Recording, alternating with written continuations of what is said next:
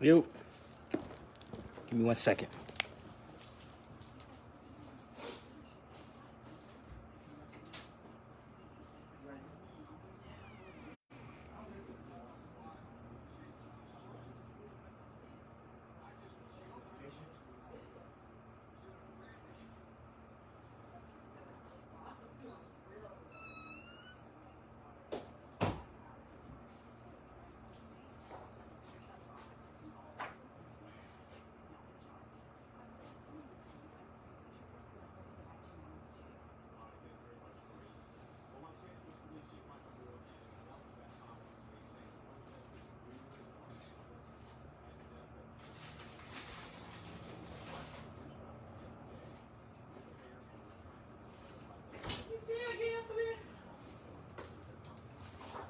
No, that's it.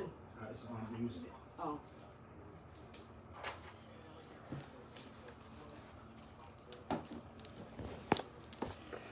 Yo, what up? I'm going to kind of piss some people off, so that's what I do. So let's have a watch party, if y'all don't mind.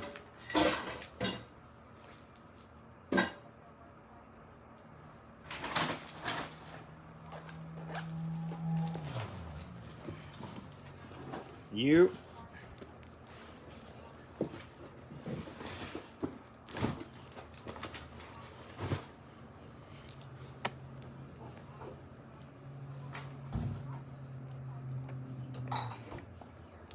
Why they keep saying peaceful protest? It's nothing peaceful what the police is doing. Nothing's peaceful what the police is doing, so I don't understand that part. But anyway, that's neither here nor there. I'm gonna do a YouTube also right after this. Okay? Let's get this watch party jumping off for 1 second.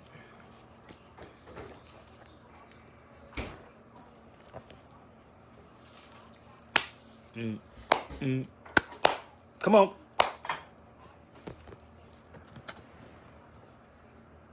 I got for you to see a book.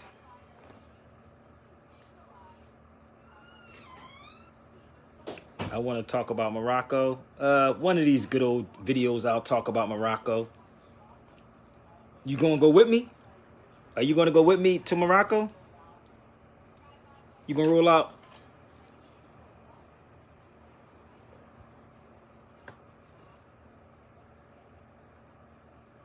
What up?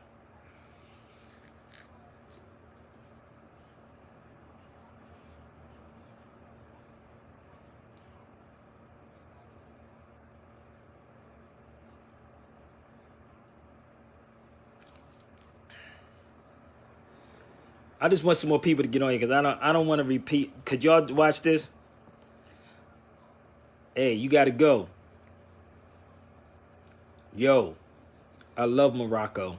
Morocco is the bomb. Soon as the gates open up, I'm back in Morocco. I'm back in Tunisia. I'm back in Morocco. Back in Spain. God knows I might go to even Tanzania. So I'm watching the news at the same time. You know I don't like this this media, right? High Commissioner of the United Nations condemns murder of George Floyd. She said the United States have to do more to protect. Yes, they do have to do more. Okay? So let's get let's get it popping, y'all. Come on. Because you know how our black folks are. We caught up in emotions. Because we love. Could y'all answer me this question? Could y'all do me this favor? Because shout out to my sister Tiffany. And let me do something real quick.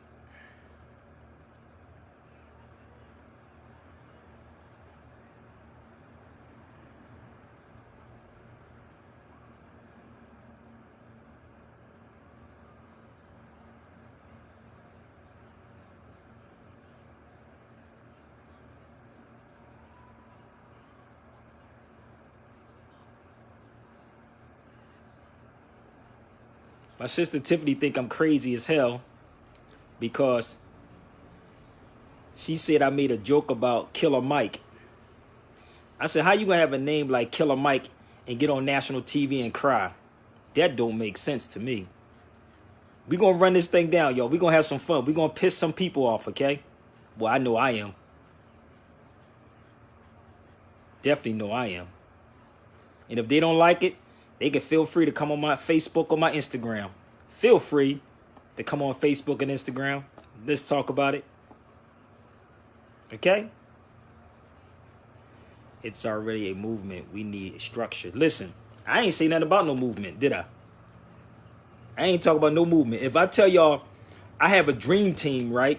Would y'all believe me? If I told y'all, if y'all set something up in a city or a town, right? I got a dream team. A hell of a dream team. And guess who I would bring with me? I would bring Brother Taj with me. Taj Tariq Bey. Imagine if I had the finances, what we would do. Imagine what the hell we can do if I had the finances. Oh my God. Damn. Listen to me. Somebody said, big soft ass Negroes. Yeah, because I'm trying to figure out what is an unapologetic person. Hold on, let me correct this. What is a unapologetic African? You say piss them off? You want me to piss them off, Deb? You want me to piss them off? Let them know my request line is open. I'm definitely going to piss them off. Unapologetic African. Help me out.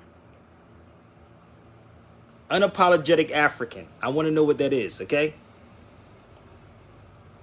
Because my sister Tiffany said her and her husband in France was watching this video over and over and over and over and over again when I was talking about Killer Mike. Hope y'all can share this to Killer Mike too. Niggas apologize. I'm going to run this down. I'm going to go through three people. Three people. Y'all ready? Three people. Let's start with Killer Mike. Killer Mike said, that sounds like a conflict of interest. Killer Mike gets on the TV says, I have a cop. I'm a son of a cop. Killer Mike said, I have cops in my family. You already out the door. That's a conflict of interest, Killer Mike. And you crying. You are crying, talking about what is happening. You're crying. He's not crying because the brother got killed. This Negro's crying because y'all tearing stuff down. That's Killer Mike. I asked, how the hell do you have a name like Killer Mike? Are you killing the mic? Because you ain't killing the damn thing. But these are the people that y'all look at as your leaders, right? That's Killer Mike. Help me out. Share this to Killer Mike. I would love to sit and talk with him. I would love to sit and talk with Killer Mike. My sister Tiffany said they was watching that video over and over and over and over again. Right? Let's go to Polite. Let's go to Polite. Brother Polite sits up here. I'm doing this because I'm warming y'all up. He ain't none of these cats, none of these pastors my leaders. None of these pastors not even my leaders. Let me help y'all out. Polite does a video. I don't know if y'all saw his video floating around. Polite, Brother Polite, standing there with a gun. Negroes. Who the hell does a video and then get on a video and ask gang members to put themselves, dig on my sister Tiffany right there. I wish she could join me on Tiffany, come join me on Instagram, sis. I just got done talking about what you said to me. How you said y'all was rewinding that. Y'all watched that video back to back. Me laughing at Killer Mike. And I told my sister Tiffany I was going to talk about this. I told Tiff I was going to do this. Y'all know I don't care. I burn crosses. I burned the damn cross. Hold up. Let's go. We're going to have some fun. But I asked my sister Tiffany this last night. I asked her, what the hell is an unapologetic African? Dig with my sister Tiff right there. She's so funny. Hey. Yo, that's my sister Tiff all the way in France. Hold on, Tiff. I told you I was going to bring this up. I told you I was going to talk about it. You got on it. right? It's down there. So I said, how is Polite is going to sit up here and do a video with guns? Now, I'm going to tell on myself, and anybody know, I used to carry 2 guns illegally in Philly. Illegally. Because that's the best way to do it. I can tell you, listen, I can tell you a story when I got in the back. Listen, if I tell you the story when I got in the back of a police car with one, you be like, nigga, you crazy. Yo, the way I did it was crazy as hell, though. I had it. He didn't search me thorough enough, but I know I had it in my waist. Literally. Yo, I'm dead serious, dude. I had it in my waist. I was huh? I completely believe you. Listen, I can tell you the street. This was years ago. I can tell you the street I was on. South Philadelphia, 21st and Siegel. You know where y'all get Siegel's Beanie Siegel from? I was on Siegel. I was on 21st and Siegel, going to my boy Todd's house. Got stopped outside his house and had it on me. And he put me in the back of the car. He searched me and didn't know I had it on me. Yo, it was so crazy, yo. Like literally. So you never see me post up about a gun. But niggas always want to talk about guns, right? So we left Killer Mike, whatever Mike he's killing. I don't know what he's killing, but anywho. He's crying at a big behind man crying on TV. And then it's a conflict of interest because he got family members. He said, I'm a family member of a cop. You said how you... Yo, that had me rolling for like a whole week straight. I'm still rolling. I said, how your name gonna be Killer Mike and you on TV crying? How you Killer Mike and you... Real killers don't cry, nigga. We ain't crying. What nigga you know crying? I'm Killer. And they gonna put it up there, Killer Mike. He's speaking for you black folks. He can't speak for me. Right? Now we got Polite. Not for me either. We got Polite sitting up here talking about where's the gang members at. But if he did it, if Brother Polite, and I hope they get this. I hope they get on my feed. Polite gonna say, where's the gang members at? Right? That's on the forefront, right? Not knowing that he ain't gonna bail no gang members out if they get locked up. He ain't gonna bail them out because you got gang members that was on the forefront of the riots in 1992. Yep. Somebody said, he said, you was lucky. He said, you was lucky in South Philly. Yes, I was. 21st and Siegel. I remember that day like it was yesterday. It was nighttime, to be exact. It was at night. So, yes, real. So, Polite is doing these videos as if I care what kind of gun he got. You know, idiots shoot themselves. You do know that, right? You do know niggas. You do know ignorant niggas shoot themselves, right? By accident and act like I was shot, man. I was shot, nigga. You shot your damn self. You ain't shooting. Yeah, I got shot. I literally got shot the hell up many times. I got bullets in my head and all over. We get into that. Chest, head, all that. So he's on it asking, where are the gang members at on the forefront? Listen to me. Niggas will get you into something, but they won't get you out of it. I'm going to repeat this one more time for y'all. Say it again. Niggas will get you into something, but they won't get you out of nothing. That's how this works, right? So we talked about Killer Mike crying, Polite asking where's the gang members at. I hope y'all share this to them. And I hope they get on my feed. They can inbox me, DM me, call me, whatever, which way they want. So nothing that they bring it to the people. They're bringing nothing to the people at all. Absolutely nothing. Let's move forward to Umar Johnson. Y'all love these sensational dudes. Umar Johnson said, I am an unapologetic African. I asked you this last night. What in the hell is an unapologetic African? When you're crying because the European want to take their license from you. Nigga, that don't make sense to me. Let me drink me some coffee. You ain't see that court when he went to court? And did he try to come out and blame the whole country? Actually, no, I did not. Oh, you didn't see? Oh, it's online. He tried to come out and... I don't look him up. I don't look at none of these dudes, but people, listen, people send me that stuff. Really. Yeah. I don't look at these because these cats don't interest me at all. But I'm the type of dude, I'm a man. I don't care if you don't like it or not. I'm a man. And I speak it. So Umar is telling the people what they have done, and they don't care about tearing it down. I listen, I'm with people. Do you, boo-boo? Do you? I would never tell them not to tear it down, right? But I also know that we need to have people who know how to address strategy, exactly, right? But Umar said he's unapologetic, but you want to cry because the Europeans going to take their license from you. If you a man, right, you don't give a damn about them having a license or not a license. Gee, I don't care. I don't have a license to do radio. I ain't have a license to deal with this law or medicine. Come at me. I don't care. Challenge me on it. You can't take something from me because you didn't give it. You can't break me because you didn't make me. See how that works? You can't break me. But the problem is, you can't make people me. don't want the system.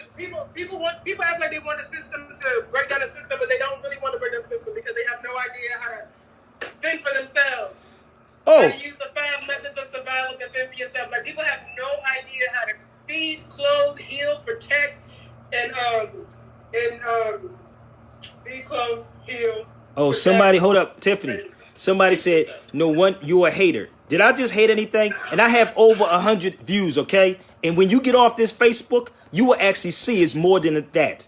I want you to check. I'm going to show you what a real hater is. Check me when I get off of here how many people is actually watching. But it does say 120 something on here, okay? They said less than 100 views. I'm not in. Listen, let me help you out, family. Sabir Bey is not interested in views. Let me help you out one more time. So, say, you know me better than I can let Tiffany talk. Please let me talk. Go ahead. You can go ahead and talk. Talk to him. The part that annoys and irks me to the utmost extent is that people think that because you may win some popularity contest, that authenticates your message. That does not authenticate anything. All it does is show that you have the ability to generate followers. And if the blind can follow the blind very easily, numbers don't mean anything. What means something is content.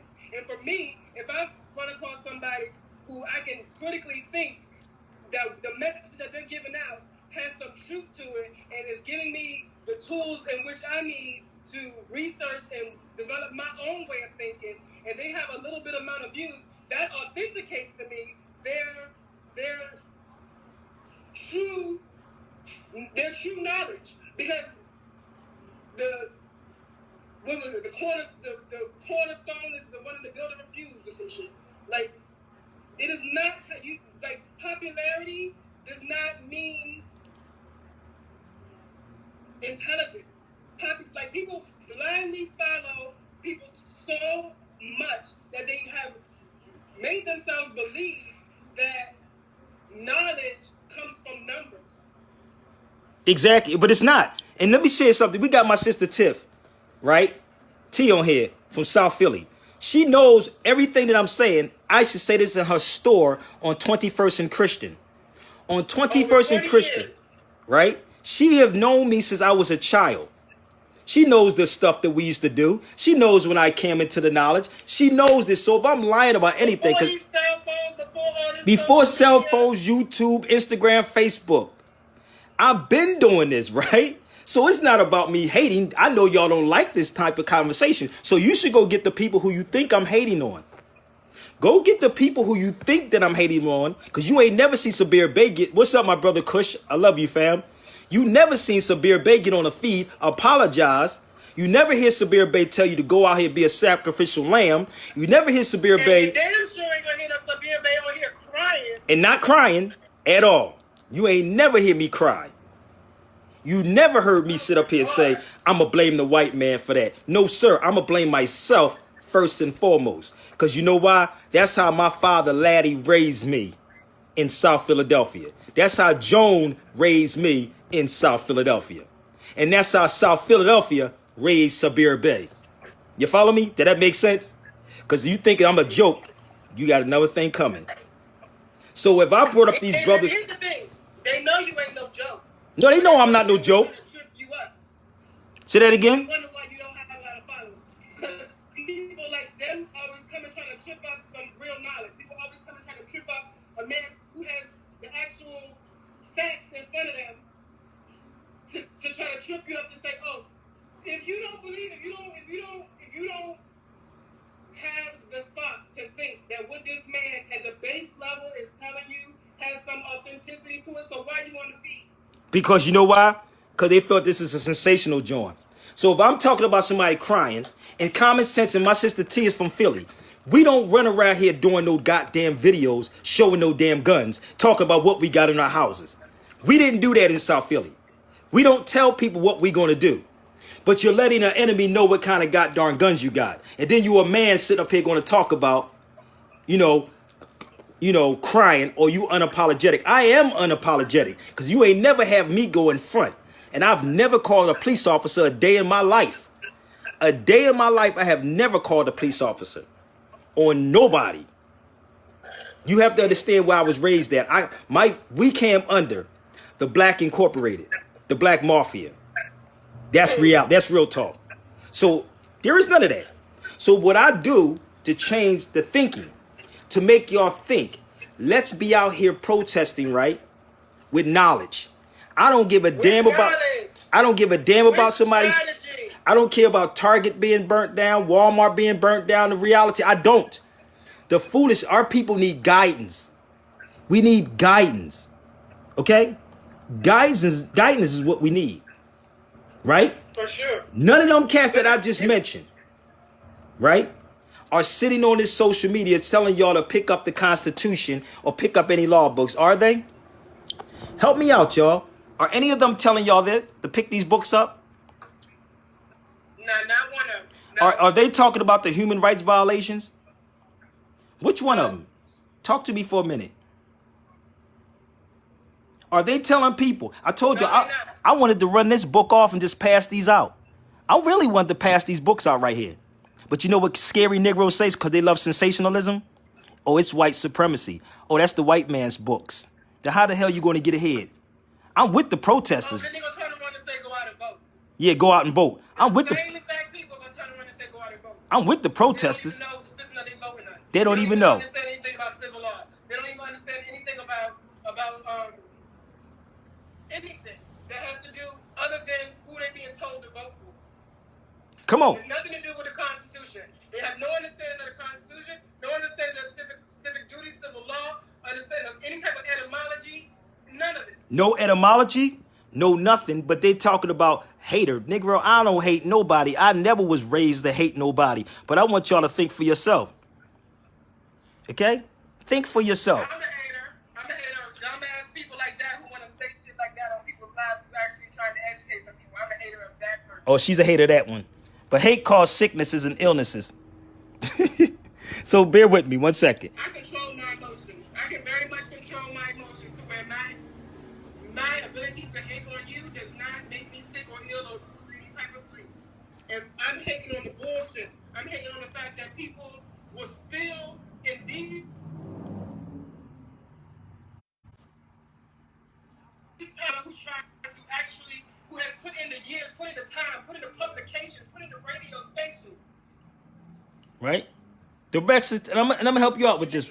I'm gonna help you out with this one right here. Watch this. If we want to fix this problem, I told you, I got a dream team I could put together. And one of the people on the dream team that I would bring on it will be Sabir Bey. I just ain't got the finances like that. I would bring Sabir Bey because this is what they playing with y'all with, the art of war. The art of war. That's why everybody's sitting outside kneeling. Listen, that's why they sitting outside kneeling right now. Let's kneel because you don't understand that, nor do you understand deception. They don't even understand that one right there. They don't understand the deception part. They don't even understand the social media in which they are partaking in. Nope, they don't. Right? They don't understand these things, right? But this is what happens. The same people that would send you out here on a suicide mission, you can't even find these motherfuckers. They be gone.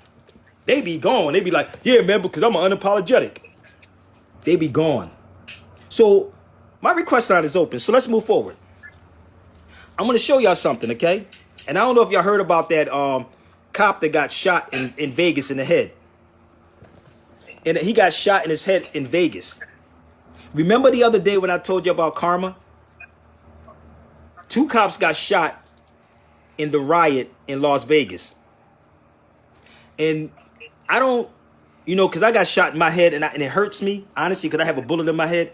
And every time someone gets shot, I grabbed my head. So I'm not complaining about the cop being shot, but my thing is karma comes back to all. Oh, you didn't hear about that? Oh, go look it up online. Oh, go look it up. And guess who did it? It wasn't a nigga. It was a white boy. While all these cats telling y'all to go out there and do stuff, right? These conscious cats. It was the white boys that was kicking it off. So he's on life support. He's on life support. The lady cop got shot too. They was in front of, I forgot the casino they was in front of. My sister would tell you, but y'all can go online and look it up on YouTube. So I said this the other day, karma's going to come. When I got shot up, that was karma. That was karma. Karma's going to come to all, right? So I'm not shedding no tear at all. I won't shed a tear. But one thing I won't do is send people on suicide missions like these cowards on YouTube and Facebook that love to get y'all hyped up to go out here and do something that they them damn selves ain't going to do, right? But that's karma.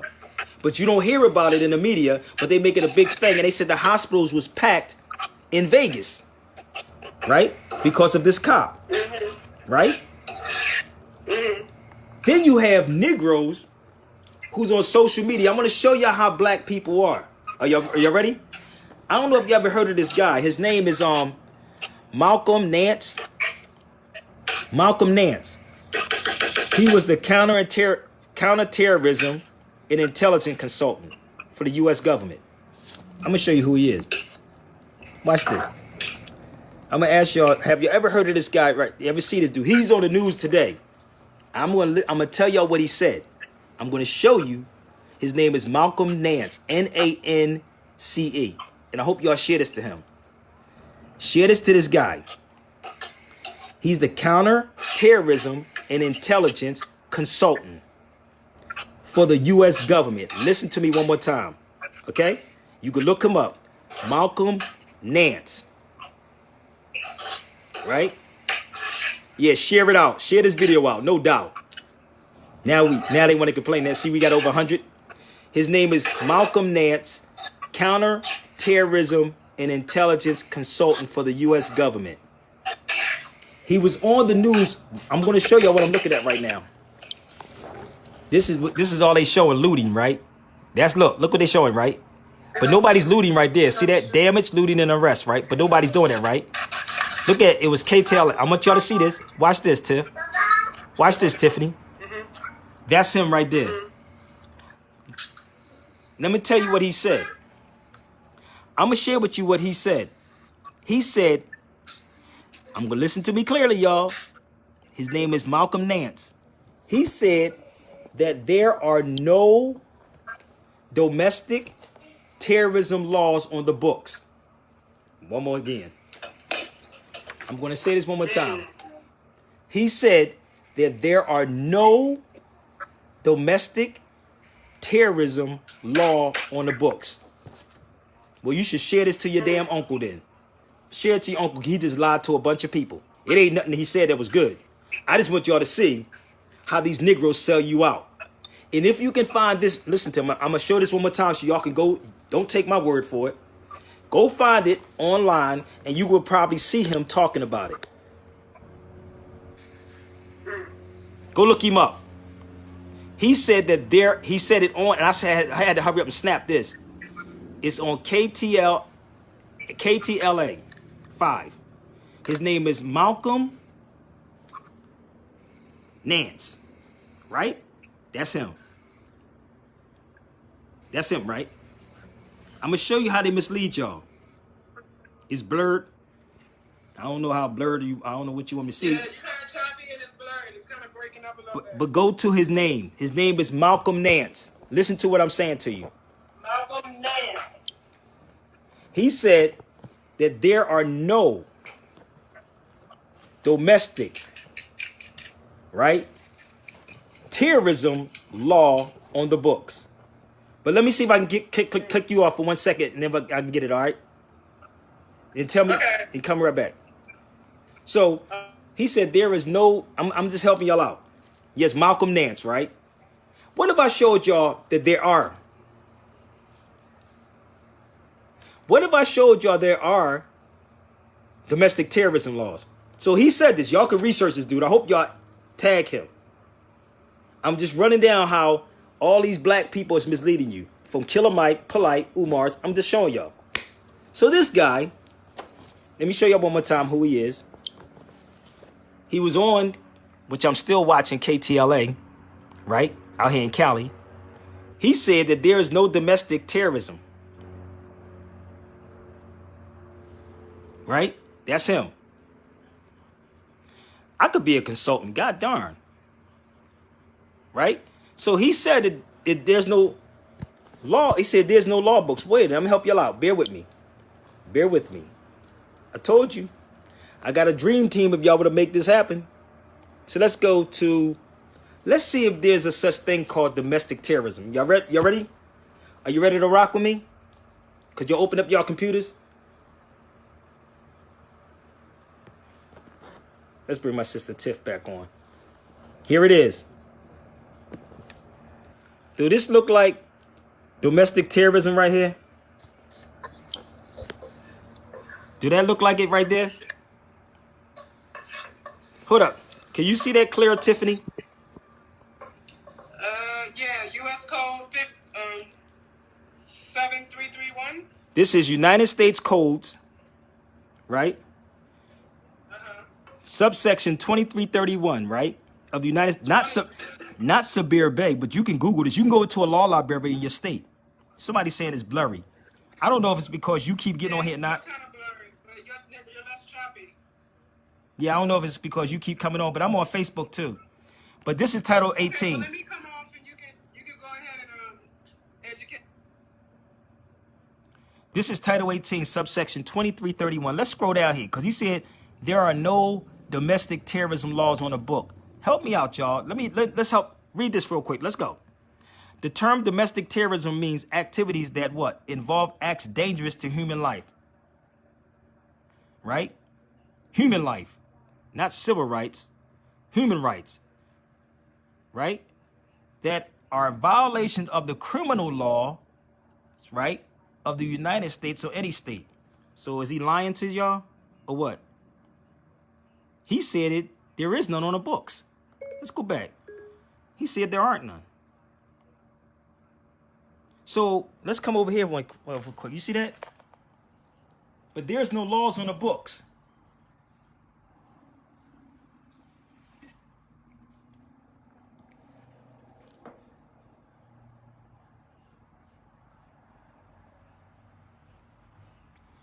This, hold on, let's see something in here. Let's open this one up. Let's open it up 1 second. Title 18, subsection 2331, the same thing. Domestic terrorism. Let me ask y'all a simple question, okay? Let me move this over here.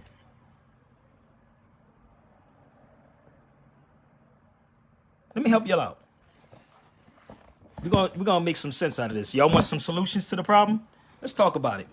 Oh, yeah, I told you I'm very well prepared on many levels. I am so prepared on many levels. But y'all don't want to have this conversation. You don't want this conversation with me. Y'all like sensationalism.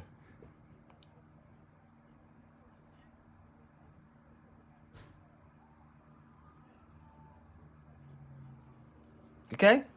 You don't want this. I told you before, I would print these books out, the Declaration of Human Rights. I would be giving these things out at a rally. I need y'all to listen to this, okay? Please listen to what I'm saying to you. This is the Declaration of Human Rights. This book talks about human rights. This talks about human life. This is the subject we should be talking about. This is what we should be building on, right? Not no goddamn looting. They're just misguided people. Those people that's looting are misguided. It's our response. It's not even my responsibility. It's the politician's responsibility to have these sits down, not kneeling. Y'all listen to me. Y'all just let these people do what the hell they want. They got you nearly now. I got this in Spain. This was in a hotel in Spain. Every time I would go to Spain, this would be in the hotels in Spain. This would be in the hotel in Spain, not a Bible. This is all the politicians' jobs. All the politicians' job. It's not just, the mayor, but y'all should be on top of this. This is the town hall meeting y'all should be having. Bear with me. I'm going to show y'all what a protest looks like. Are y'all ready? I don't see none of them attacking all of the police headquarters. The Roundhouse in Philadelphia should be attacked. The Roundhouse should be attacked. The Criminal No Justice Center in Philadelphia should be attacked. Those are the places that should be attacked. Those are the places that should be attacked. But see, to avoid that from happening, they get the handkerchief head Negroes or the handkerchief head pastors to go out in front and go speak for you. None of those pastors could speak for Sabir, and nor can they speak for my people. No way. You can't do that. It's not going to happen. And I stand on what I'm talking about. Give me 1 second. I'm going to find something for y'all. Bear with me, okay? Is everybody all right? Request lines is open. Riot police surrender to protesters. Hold up. Give me 1 second, y'all.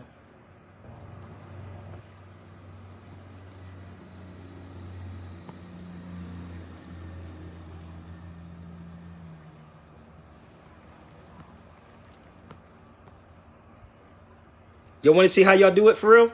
Y'all want to see what a real protest look like? Are you ready? Watch this. Resistance, well equipped but clearly nervous. They must have guessed what was coming. Look. In a rare show of they must have guessed what was coming. In a rare show of resistance, well equipped but clearly nervous, riot police decide to take a stand as a pro-Russian May Day march approaches. Look, hold up. Nervous riot police decide to take a stand as a pro-Russian May Day march approaches. And in moments, it starts. Sheer weight of numbers driving the police back. First, they release some tear gas, but much too close to their own lines to be effective. Then come stun grenades, thrown repeatedly into the crowd.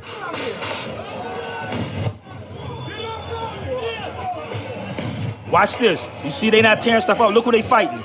It drove them back all right, but incited even greater fury.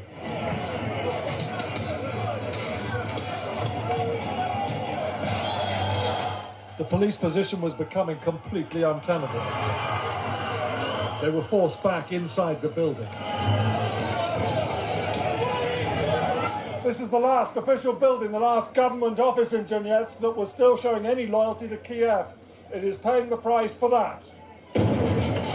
Now the rioters' anger turned on the building itself. Rocks. Same building. Then petrol bombs in what appeared to be a concerted attempt to burn it down.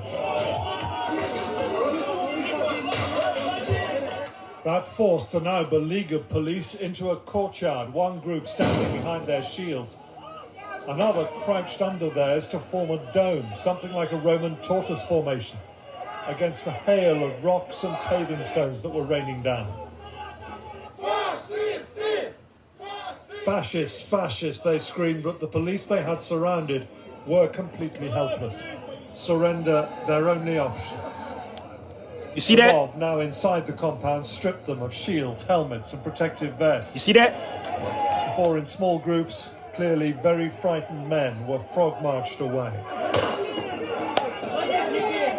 One policeman had his balaclava ripped off.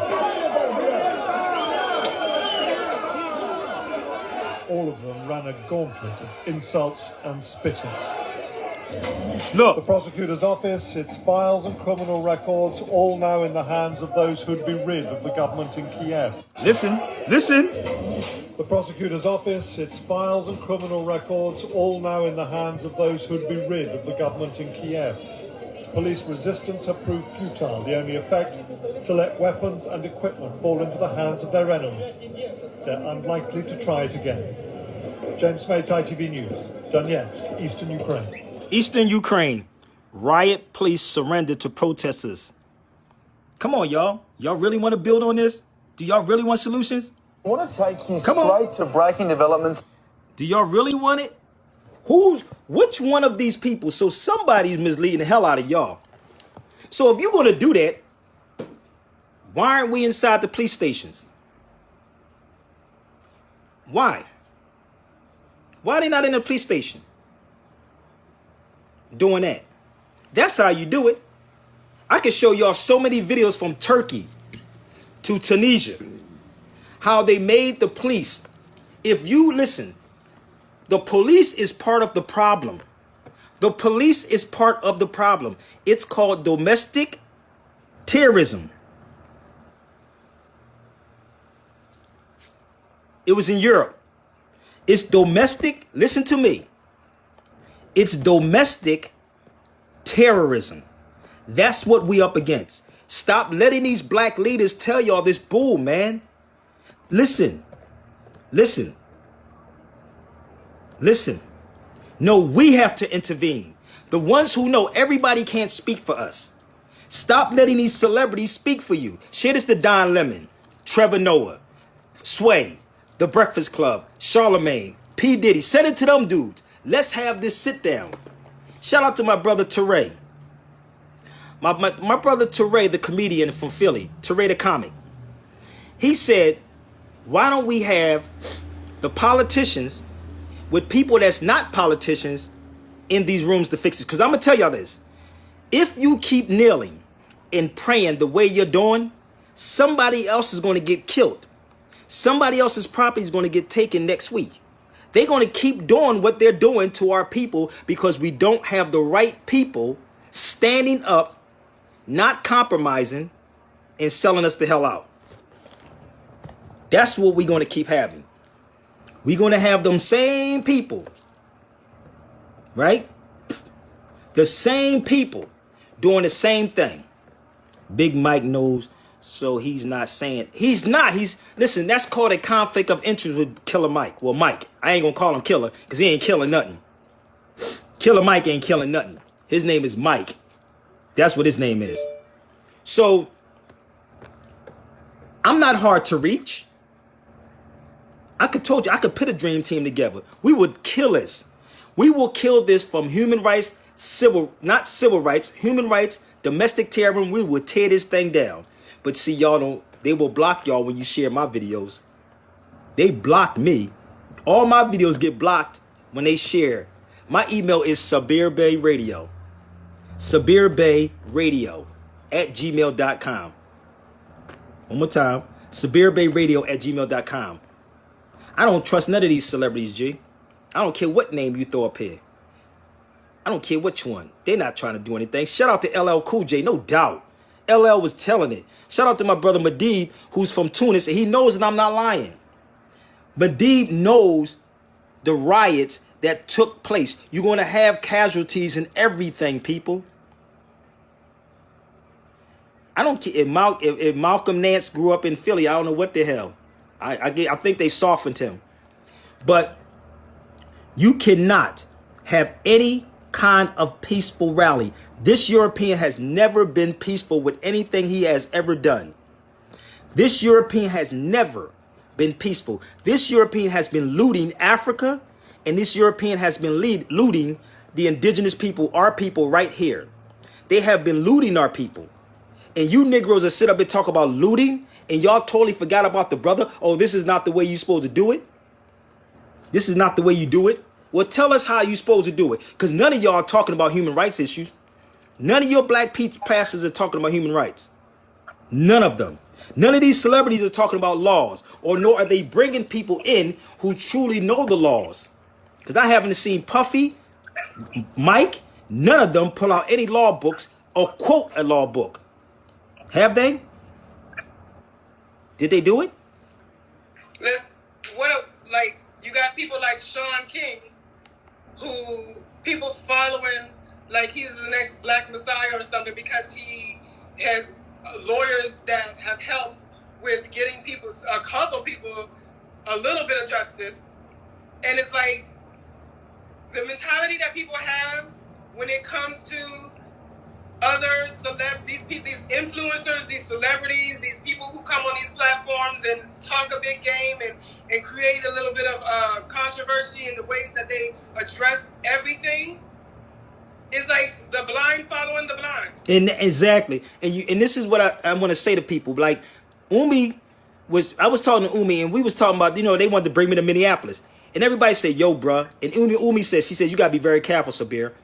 Everybody was like, yo, bro, think about it for a minute. Don't go there by yourself. Because the same way that cop got shot in Vegas in the crowd, that could be me. And they could blame it on somebody else.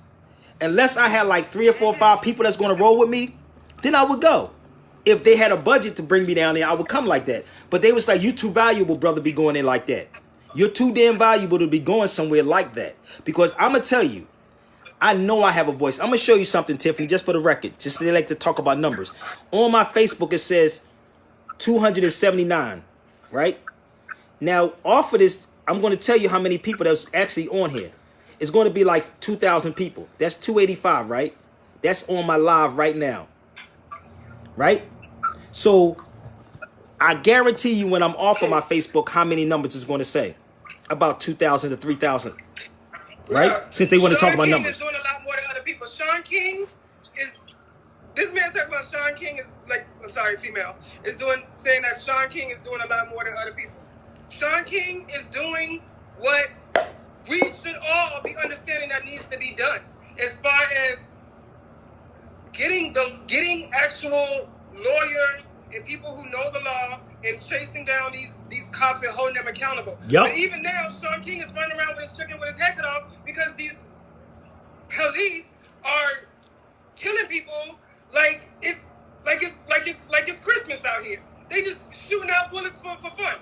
Now, what is a person like Sean King to do when you have thousands of people out there rallying and they're like case after case after case? Exactly. And this is what I was upset about like Polite. I was like that with Polite for telling the gangs to go out there. Malcolm is here. Malcolm is living in me. Malcolm X is living in me. That's where Malcolm, he's here. But y'all don't want to see that. And I'm not saying I'm Malcolm, but I damn sure go. And Tiffany know me for over 20 years. She know I'm going to say what's on my mind. And I never compromise, G. I've never compromised my position. And I'm still in the hoods every single day. And I should be paranoid many times. I've been shot the hell up. I should be paranoid of everybody that comes near me. I got bullets all up in me. So I should be scared. The problem is you got people who riding so hard for people who do the bare minimum, the very bare minimum, and think that that's a savior. It's like, for me, there ain't no difference between Sean King and them lawyers. Sean King, all he doing is circulating on Instagram and on the social medias what we already see. Thank you. That's all he's doing, but people want to glorify him. I don't see people on Instagram. You know how many people I've seen on Instagram? We need leaders. You want somebody to lead you so that they can go out there and die like our ancestors and be still in the same fucking situation? Tell Sean King to get in contact with me. Let's do that. Let's tell Sean King to Google. See how much, right. Yeah, let's tell him to contact me. Tell him I'm Googleable. He can Google me. Google Sabir Bey. See if Sean King can get with me. I don't have a problem sitting with any of them. I don't have a problem. But my problem is people always looking for these false prophets. They looking for exactly, these leaders to lead them out of any type of fucking situation. Pick up a book and lead yourself.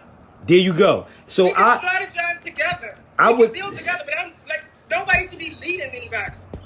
And listen, yes, he's an opportunist too, Copacina. I really agree with that. He is. Because I done seen him come at some black women all the way sideways.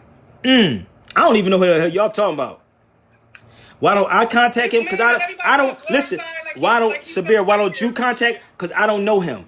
You can contact him since y'all keep talking about him. I don't know him. This is the first time I ever heard of this dude. This is how much I don't even pay attention to these cats. Like, I'm being real with you. A burning house. So if you know him, don't ask me to contact him. I don't know him. If y'all know him, then you can share. Just tell him, look it up on Facebook and Instagram or Google. The only reason I brought him up is to drive home the point that our people are so running around looking for a leader that when it comes to teaching people how to lead themselves and strategize together and have some sort of unity so that we can build our infrastructures of change together, it's too much. We'd rather have a leader to put his life on the line for us. Oh, hold up. Somebody said he's too tall on white supremacy. See, that's the conversation I would have with him. And then my brother Kush said, we got leaders. Y'all got to support Moors who know law. Thank you, Kush. So if I sat with this dude, I would ask him, do he feel inferior? And I'm going to ask everybody on this feed. And I want y'all to give me your honest opinion. Your honest thoughts, matter of fact. Do any of y'all feel inferior on this feed? Let's go. Let the world see. I know I don't. Do anyone... But once you study your history past slavery, you know daggone well that you're not in no way, shape, or form inferior. But I'm going to tell you right now that you got a lot of people on your feed who have that inferior mind state and always trying to trip you up and come at you like they done read a book. But I want to see. Everybody say, I don't feel it. You don't feel it. Come on, let's go. I'm going to show you how crazy this is. Because remember I told... The tribe not going to feel inferior. The true tribe not going to feel inferior. But you got some trolls who definitely feel inferior. But you know what, though? Like I said, if you read Frantz Fanon's book, right? Black Skin, White Mass. He talks about the inferiority complex of the Negro, right? He talks about it in here. He talks about it. He talks about the inferior. Everybody saying no, right? So why do you let these black conscious people tell you it's white supremacy? Right. To even use the word supremacy, to even use that term, white supremacy, you are giving into them thinking that they're superior in any way, shape, or form. No. Don't even use that term. It's just good old-fashioned racist. Listen, let me tell you something. Good old-fashioned... You didn't make me, and you can't break me. That's just the reality. I did this for radio for 17 years. I keep trying to tell y'all. I've been on radio for 17 years. I went up against the best of the best of the best. So I'm not concerned about what anybody thinks or feel. You can bring it to the cipher on my Instagram or Facebook. You could bring it to the cipher on my Instagram or Facebook. So I don't feel inferior of nobody. And I let them know that I'm not. And this is why the camera get turned off of me and turned on to the weak ones. And y'all think the weak ones are the ones that's running around here. Because even if you talk about Neely Fuller, Francis Cress Welsing, they all talked about it was a theory. Understand the difference between a theory and a fact. A theory and a fact. One more time. Let me help y'all out. A fact can be researched, analyzed, and proven. One more time. A fact can be researched, analyzed, and proven. Research, analyze, and proven. For the people that's in the back. Yes, sir. A fact can be researched, analyzed, and proven. A belief is what someone told you. So you graduate from believing into knowing. Did that make sense, people? You graduate from belief into knowing. Okay? Okay?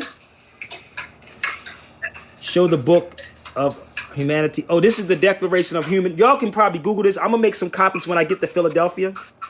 I'm going to make copies. And if y'all want to help me out, make copies, you can go to my Cash App, $ Sabir Bey.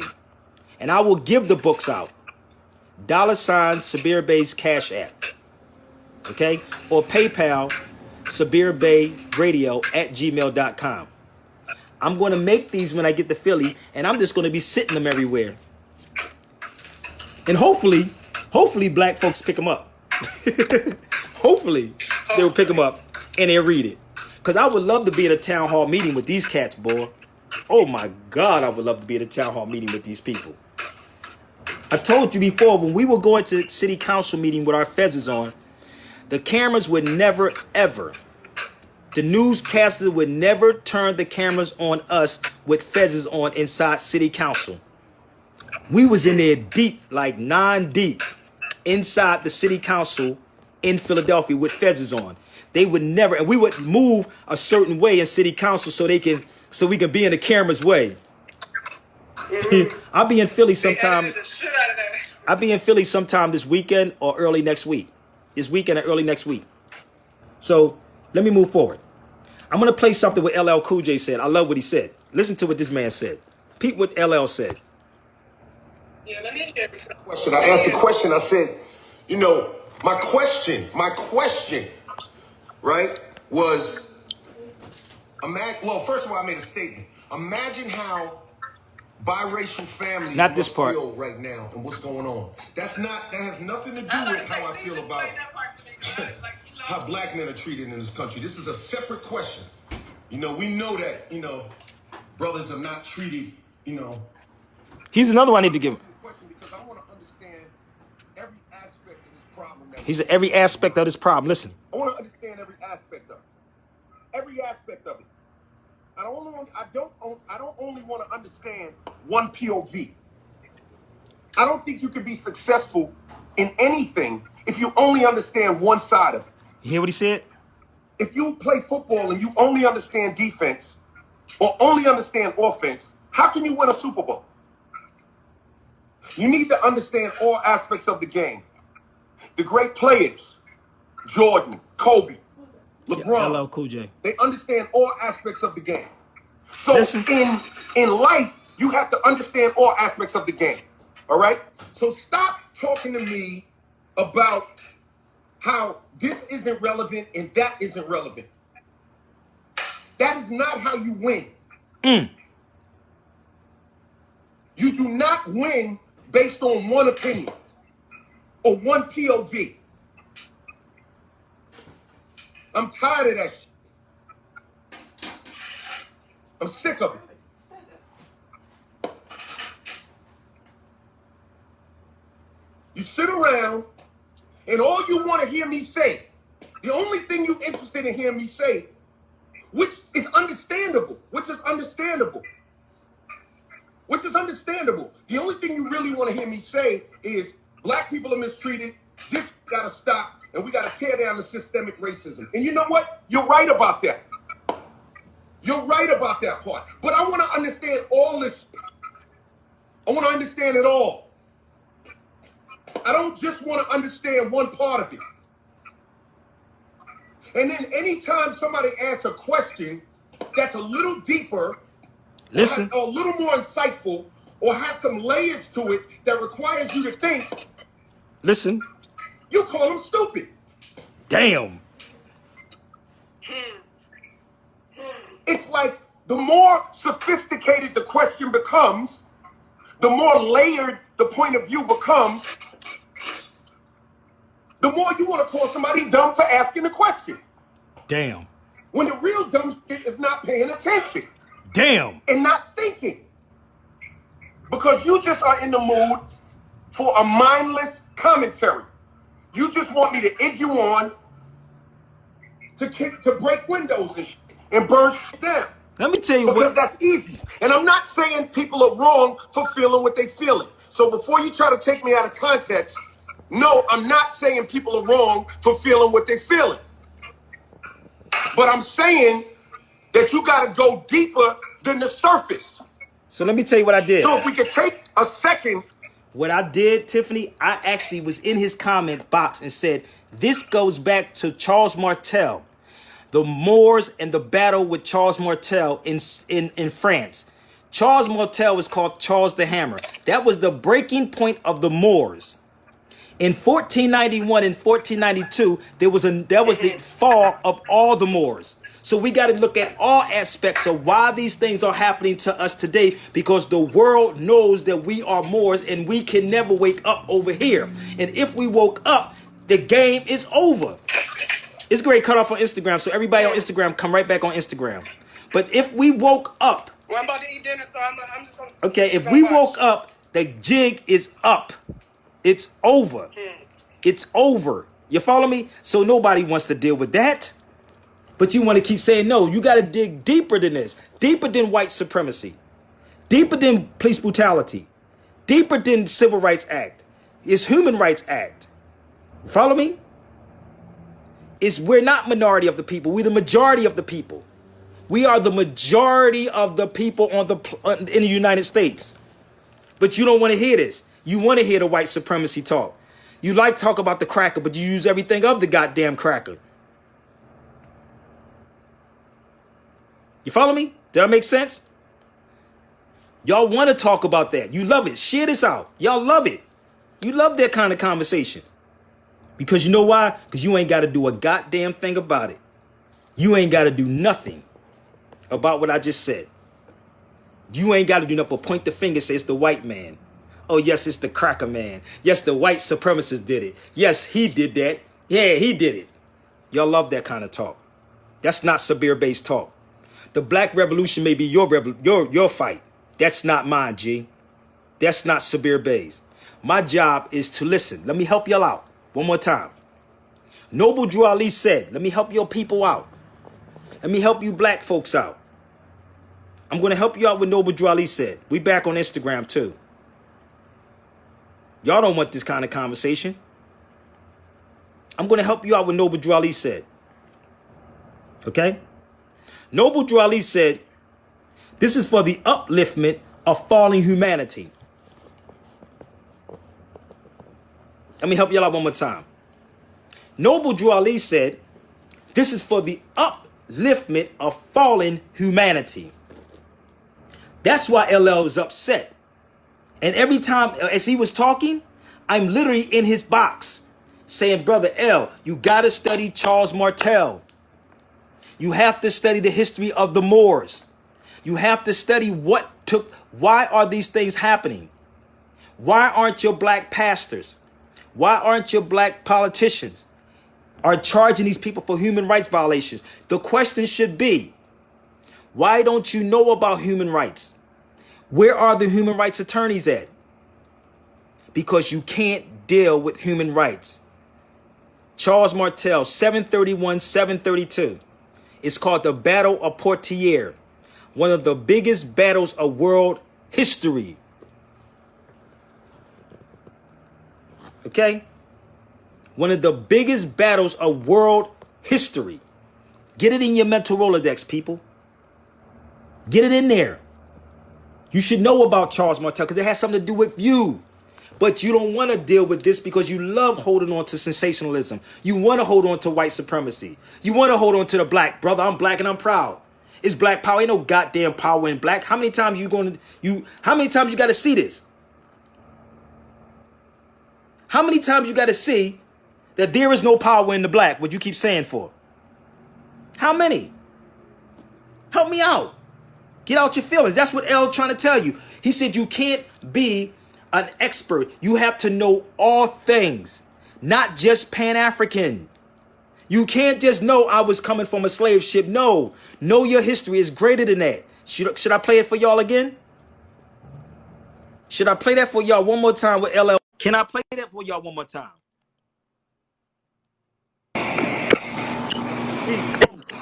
Peace, brother. Peace. My name's Sabir, man. What's going on? I just wanted to make a quick comment on what you said about there's no power in the word black, and I fully agree that. And the reason why I say that, if you take the word black, right, B-L-A-C-K, if you take that C and you flip that C upright, you get A-N, B-L-A-N-C-K, meaning the word blank. You are the polar opposite to these people. That's the reason why they're able to write and say the stereotypical shit that so-called Negroes be doing. And see, the problem is with us and our kind. We do not have a ultra standing that we are not people. Until the day that we figure out that people and person are two different things. This shit is when I said, if people that look like us, that walk in the image of us, that have the reflection of us, that do not recognize person, this is where you get the saying, real recognizes real. I'm going to repeat it again for some of you slow niggas that do not understand. I'm tired of seeing this shit, okay? Same way how you were talking about your Amor. I come out of a bloodline of Maroons. I am the 6th generation of Granny Nanny, okay? This woman went out and killed and slaughtered for a lot of you niggas to be free. My grandmother. So me, as the person that I am, I came on here to say that you niggas do not recognize person. Until you niggas recognize person as in me, the acknowledgement that I am the creator, I am the first person, not people. People is what you call humans.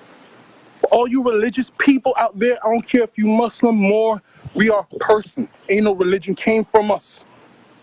Y'all can understand that these people are beasts. And until you niggas see that these people are beasts and they do the shit that they do and they say the shit that they say, this shit is going to continue on and cycling on and on and on and on, and it will not stop. It's It will not, not stop. but brother, this is the thing, bro. We have people who claim to speak for our people. They can't speak for our people, brother. And this is the problem that we have. And the people that have, there's a song by the Osley brothers, bro. It's called Fight the Power. Y'all should listen to this song called Fight the Power. In that song, he says, people with the solution get the red tape in the way. Listen to Fight the Power. The people who have the solutions get red tape, nor do we get the finances behind us. We don't have, I don't, listen, I started this thing called the Moorish Lives Matter years ago. Yeah. But everybody's promoting Black Lives Matter because that's got backed by billionaires. Let me tell you Somebody something. said it's chopping up. Can I hang you up, brother, real quick? They said it's chopping up. They said it's chopping up. Yeah. So what happened, I started this thing called Moorish Lives Matter years ago at the radio station on the spot. I said, well, where's the finances behind me pushing Moorish Lives Matter just to get it out there? So I have to go to crazy lengths just to try to do this internationally. So as I was traveling overseas, I started putting on my paper American Moor. Everywhere I went, I started putting American Moor. From Turkey to Tunisia to Morocco to Portugal, wherever I went, I started putting American Moor on it just to start that will. I'm not getting no backed by no corporations. I'm not getting backed by no conscious community. I'm not getting backed by the Moorish Americans. I'm going to keep it 100 with y'all. They'll try to talk about me, bring my name up to get hits. And that's why I don't come on nobody's feed. Because if I come on your feed, I'm bringing people to you, but yet you want me to come on your feed, but you can come on my feed. So none of these Moorish Americans are supporting anything that I do. Nothing. They're talking because they don't want you to wake up. So I said again, it's not just the European, it's so-called blacks and Moorish Americans. The same damn people. So I know what I'm up against, and that's why I was told not to go to Minneapolis, because they was going to fly me down there. They was going to fly me there. But they said, I was told, don't go by myself. Don't go by myself. Because I don't know what was going on. You follow me? If you got my back, support. My Cash App is there. My PayPal is there. I got some stuff in the works, but I can't tell y'all everything on Facebook and on YouTube and Instagram. You know why? Because these Negroes are watching. You think I got 300-something people on just to be on here? No, they actually watching and seeing what I'm talking about. And by the time I get off, it's probably 4,000 people on here. So they're watching. They're watching closely. So I told you, I would literally make books. I told you I would run and make copies of the Title 18 of the United States Codes. United States Codes, I would show you where they're violating you at. So this kneeling, Sabir Bey is not impressed with, because that's the part of the art of war. That is part of the art of war. That's in here. That's in here. Okay? That's in this book. Okay? That's in here. And every person from a military down to an attorney, down to any kind of politician studies the art of war. And they also study the Negro. They study you. Every last one of them. That's why they sitting outside kneeling with y'all, and niggas are clapping, hugging them. But I ain't seen nobody pull out no law book. I have not seen nobody pull out the Declaration of Human Rights. I have nobody sit up there and tell you, hold on, I'm gonna play this LL Cool J again. I want y'all to listen to LL Cool J. But I want to ask y'all, have any of these people pulled these books out? Let me help y'all out. Yes, person's really a corporation according to law, but he got it a little backwards. But person, according to law, is a corporation. You have to know, like LL Cool J, all aspects of this. All aspects of what's going on. That's what LL was saying. Know all aspects of this. Okay? How many of y'all know about this book that every city has? How many of y'all heard of that book?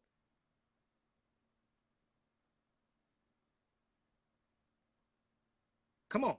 Every city has this book. How many of y'all went out and got it? Do you know this is what the local police are under? A municipal corporation? How many times I told y'all that if, see that says ordinances, right? Ordinances are not laws, people.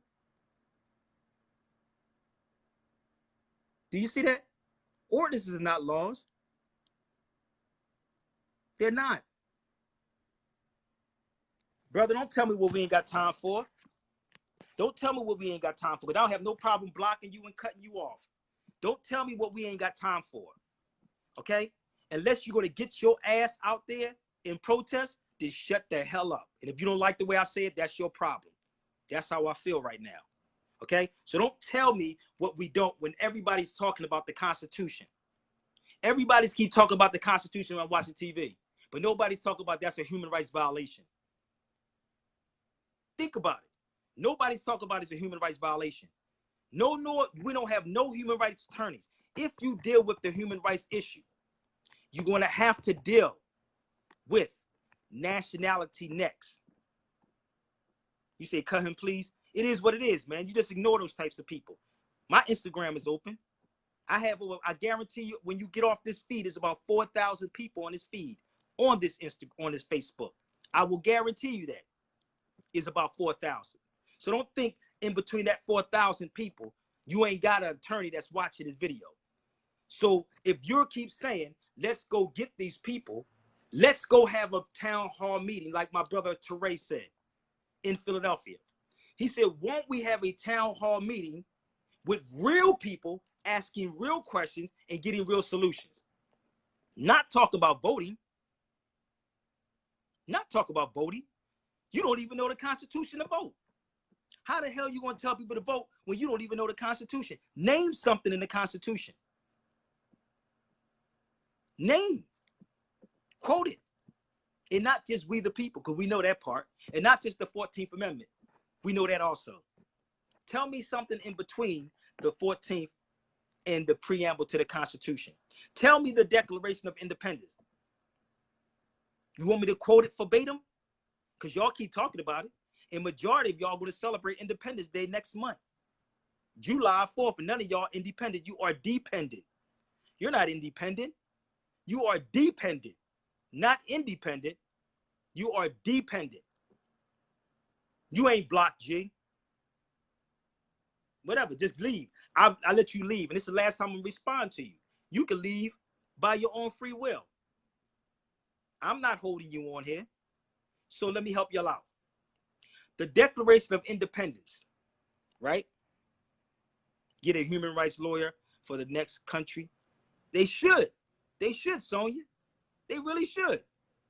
They should get a human rights attorney. Because I told you the island of Malta and many other countries have it. Just Google human rights attorneys internationally. So let me help you out. The Declaration of Independence says that government are instituted amongst men, deriving their power from the consent of the governed. That when any form of government, rather is federal, state, or local,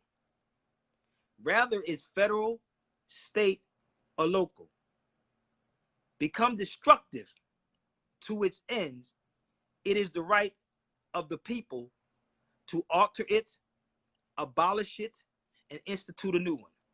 That when any form of government become destructive, it is the right of the people to alter it, abolish it, and institute a new one. I just showed y'all that dude that told you that he said domestic terrorism is not in a book. The guy Malcolm Nance, he's actually a counter-terrorism intelligence consultant to the U.S. government. He told people that there is no words in a book on domestic terrorism. Bam. He just lied to you. How many people will believe him if they watch the television? How many people will believe this dude if you set him on, seen him on KTLA and said that?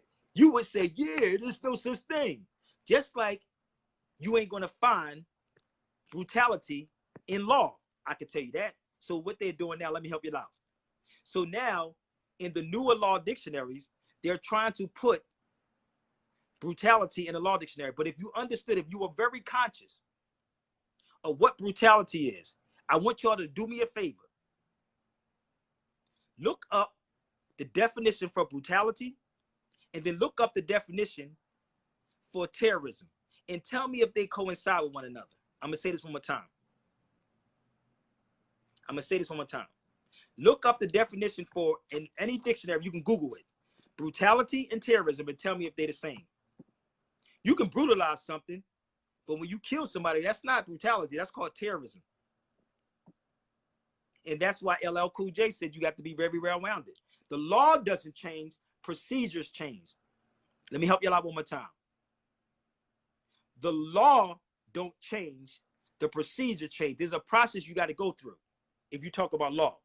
So what you're witnessing is a procedural change, a statute that conflicts with the Constitution. Let me help you out. Tell me if I'm wrong. Help me out. If I'm wrong, my request line is open. If a statute conflicts with these things right here, right?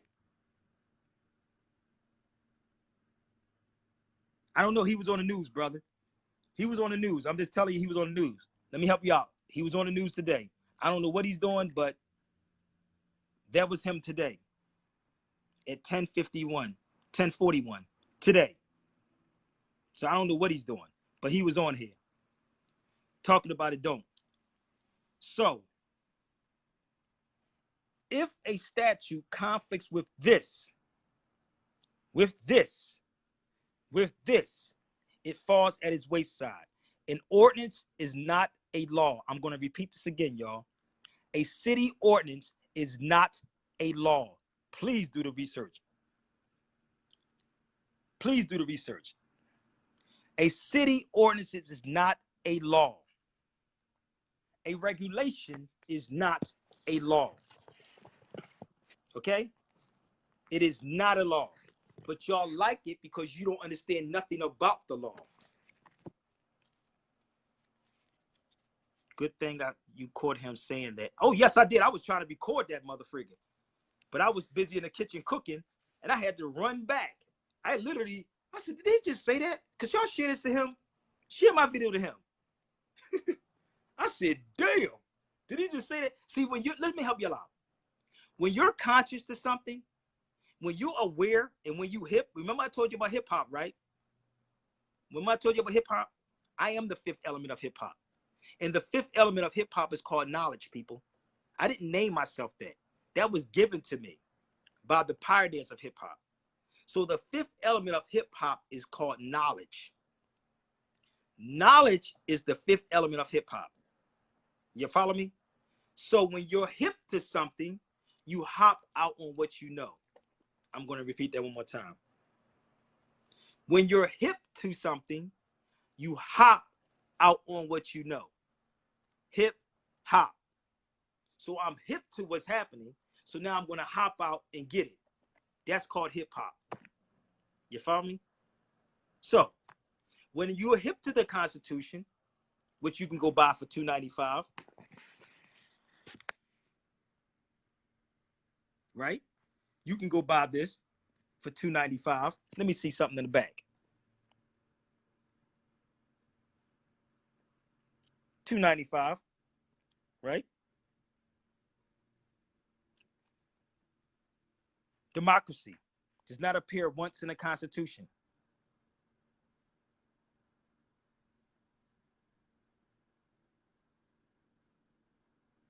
So those that can make that happen, then that's your job to make it happen. I told you, you can just fly me there. Wherever it's at, I come. I'm going to make my way to Philadelphia. So it doesn't matter. I can't speak for everybody else. But I guarantee you this, if you put me in a room, because I know somebody's watching that's attorney or a politician, I will destroy you with it. That's just the facts. Yes, the elite, I will destroy them with it.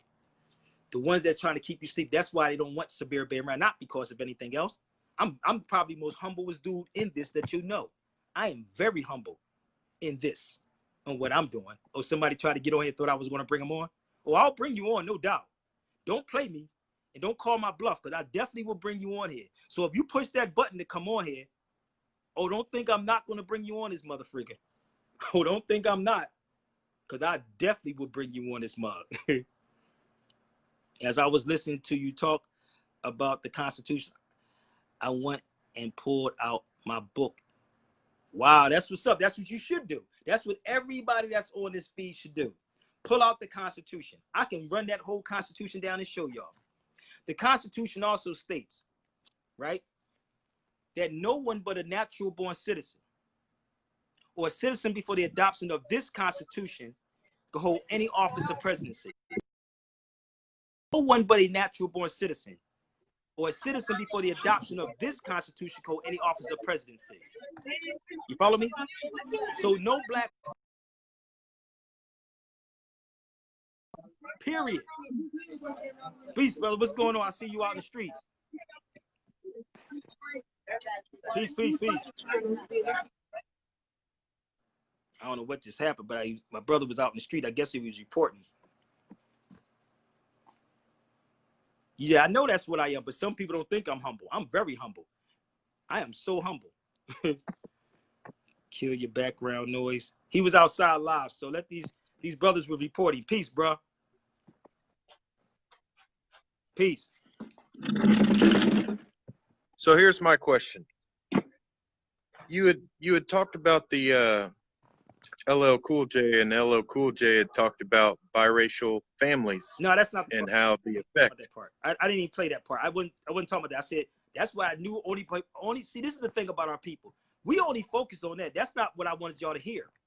I wanted you to hear what he said about knowing everything. He didn't talk about biracial. And this is what I've not found out about knowing everything about growing up in a biracial family. And I still seek to understand. Having a father that was from Sierra Leone, sometimes, and then having the family get split up when I'm 12 years old, due to domestic violence just in the house, and mom and dad not getting along. So what ends up happening is, what I always wonder is, why do and he had come here from Africa for college, and then after getting married, decided to stay here. So why do African people, and then people that are considered black people that are here already, why do they not want to get along? So if they were to get along better, I believe a relationship could be formed to where home could be better reset and restored and rebuilt. You talking about as far as the Africans who come from over Africa and us that's here?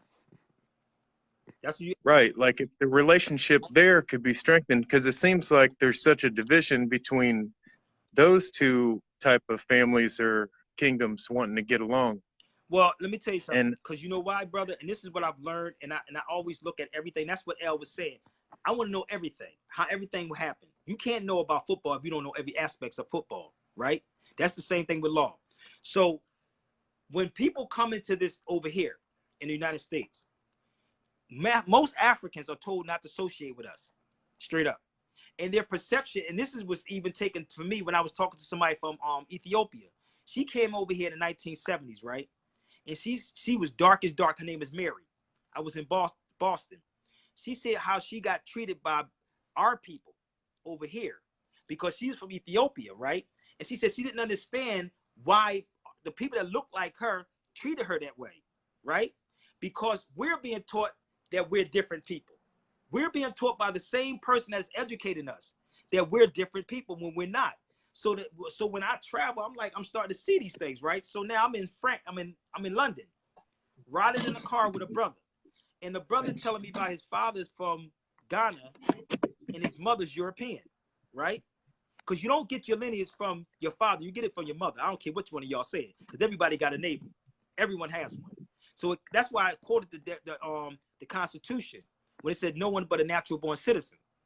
So Barack Obama mama was what? European. So he got it from his mama. His father's from Kenya, right? So it coming from your mother. So as I'm in a car with this brother in London, driving from London to Manchester, he's telling me about his history and what was going on. But he said, all history is your history, right? And I don't know why he was telling me this, because he said, but we got to the spot back in Manchester, and I repeated everything he said. I said, brother, I repeated everything he said about the parents. But he said, all history is your history. We are the ones that have to fix this right now. That's what he said. We are the ones that have to fix it. So I build with my brothers, whether they from North Africa, Central Africa, Southern Africa, no matter what part, I'm building with our people. But I also understand how this European works over here. He has to keep us separated, brother. To say, no, don't associate. When they go through immigration, they're told not to associate with us. Don't talk to us. Ask them. They said, oh, they're told not to talk to us. So that's why we have that. And then on top of that, we have the television. Oh, damn, they them dirty Africans. Then the Africans look at us and say, well, they criminals and murders, and, you know, this is what they putting out. So we have to control it. So when I was on radio, I've been in radio for 17 years, brother, and I always would bring balance.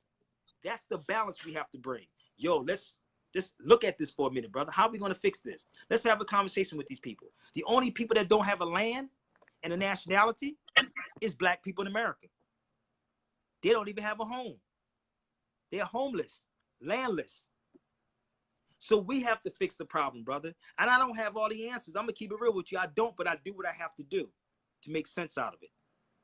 So when we speak about what maybe another hip hop artist, you know, would speak about, which I always find, I like to think that, like Nas, like when he talks about, you know, take people to Africa, like if I rule the world, like, so imagine like if is the opportunity for one to find out who they really are, whereas maybe we want to take away the name we've been given and to research our histories.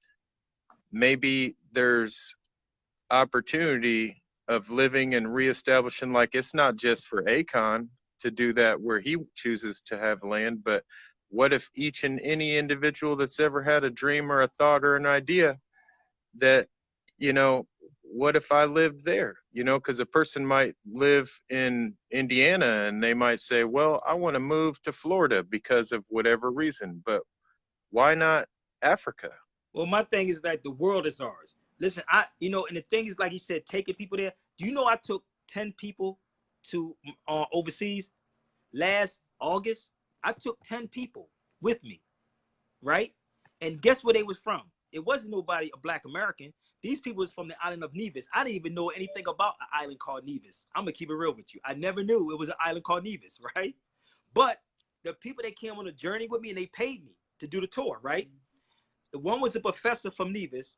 One was a school teacher from Nevis, the island of Nevis. When they got there, and I took them to Portugal, Morocco, Spain. When I took them to Portugal, he came to find out that his family was from Portugal. If you know the history of Portugal, the Moors were in Portugal. I was in Portugal. I went to look up the Moors castle in Portugal. So when he got there, I could see he was going to at odds with me when I first met all of them there. Then after about 2-3 weeks, he was like, yo, it was crazy. He was like, at the end, he didn't want to leave, brother, because he started finding out his real history. And that's what I would love to do. If I had the money, I would take people with me.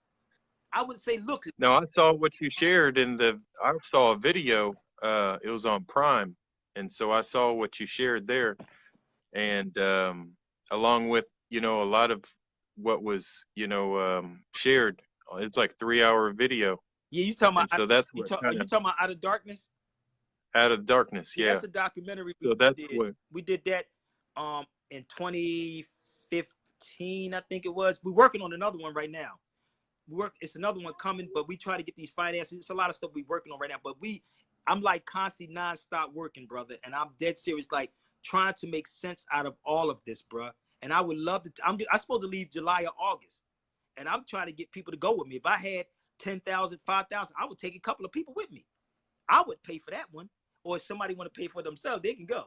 I'm being real with you. If you got the money, go. Because I'm going to tell you, it's a beautiful thing to see.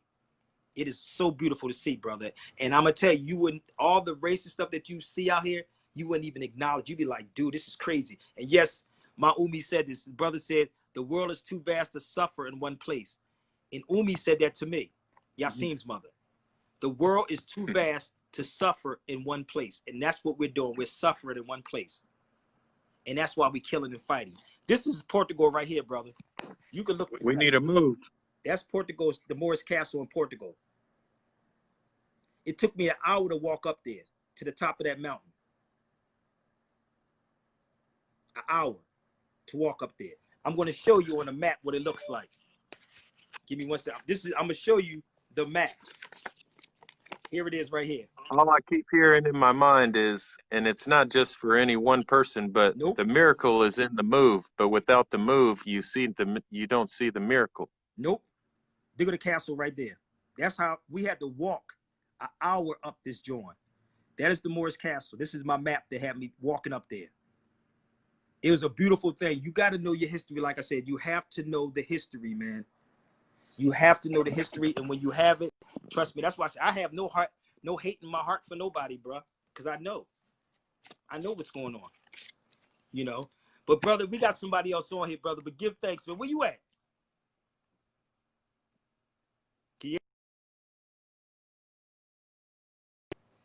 I don't know what just happened, but it just froze on him. Well, hey, somebody can make it happen. Let's go. I hope you have a passport. Don't listen to these cats and say you don't need a passport. You damn sure need a passport. Trust me when I tell you. In some places, you may need a visa. Do not let these Moors lie to you and say you don't need it. Trust me. Do not listen to these Moors and say you don't need a passport. You ain't going to leave out the airport, G. Trust me when I tell you that. And if that's the case, you'll get locked up overseas. My daughter is 8 and she said want us to move to Africa. You should. It's a beautiful place. Do you need shots? Nope. Not to go to Portugal and not to go to Morocco or Tunisia. No. No, you don't. Nope. So if y'all want to go, y'all got finances, I can tell y'all how to do it.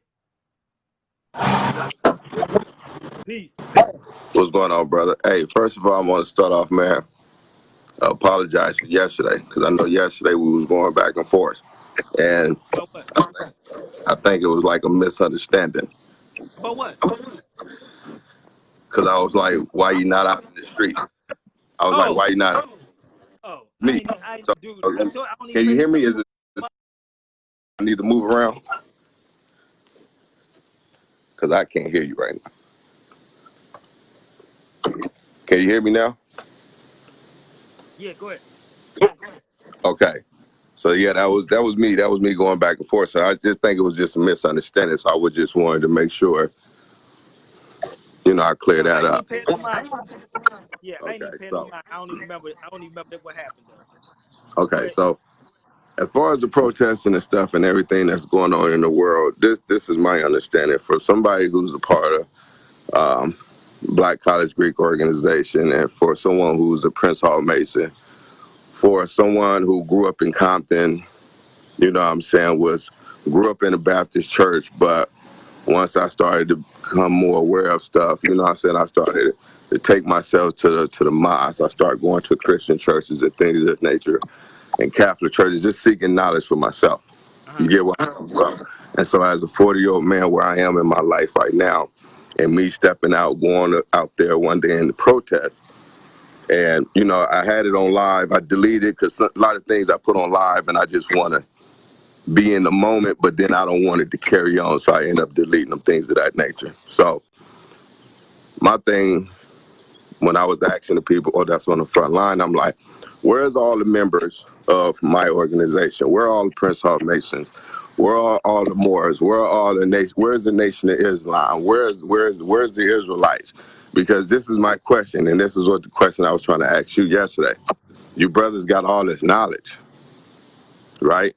You brothers got all this knowledge, and this is why I'm following y'all and trying to get knowledge, because I'm trying to connect things and put it together.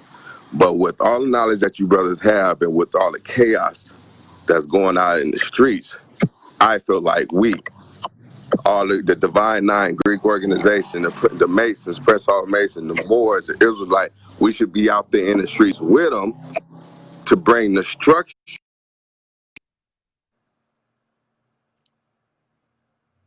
Your connection, brother.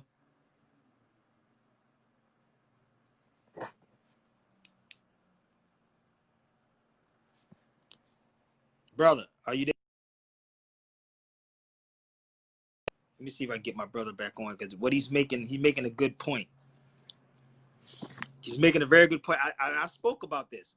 I can't make these other dudes do anything. I can't, like, I was told not to go somewhere by myself. I said if the Nation of Islam came out, if the Moors came out, if the Hebrew Israelites came out, I said if all these people, right, came out, imagine what we can do. Imagine what we can do. I am one person. If these cats put their differences aside and said, look, we're going to come out here. I said, even if the nation came out, imagine what would happen. It will be done. Be done. Trust me. So imagine if we could do that.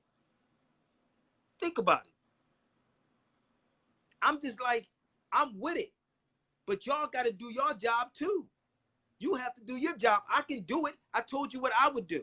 I can only speak for Sabir Bey right now.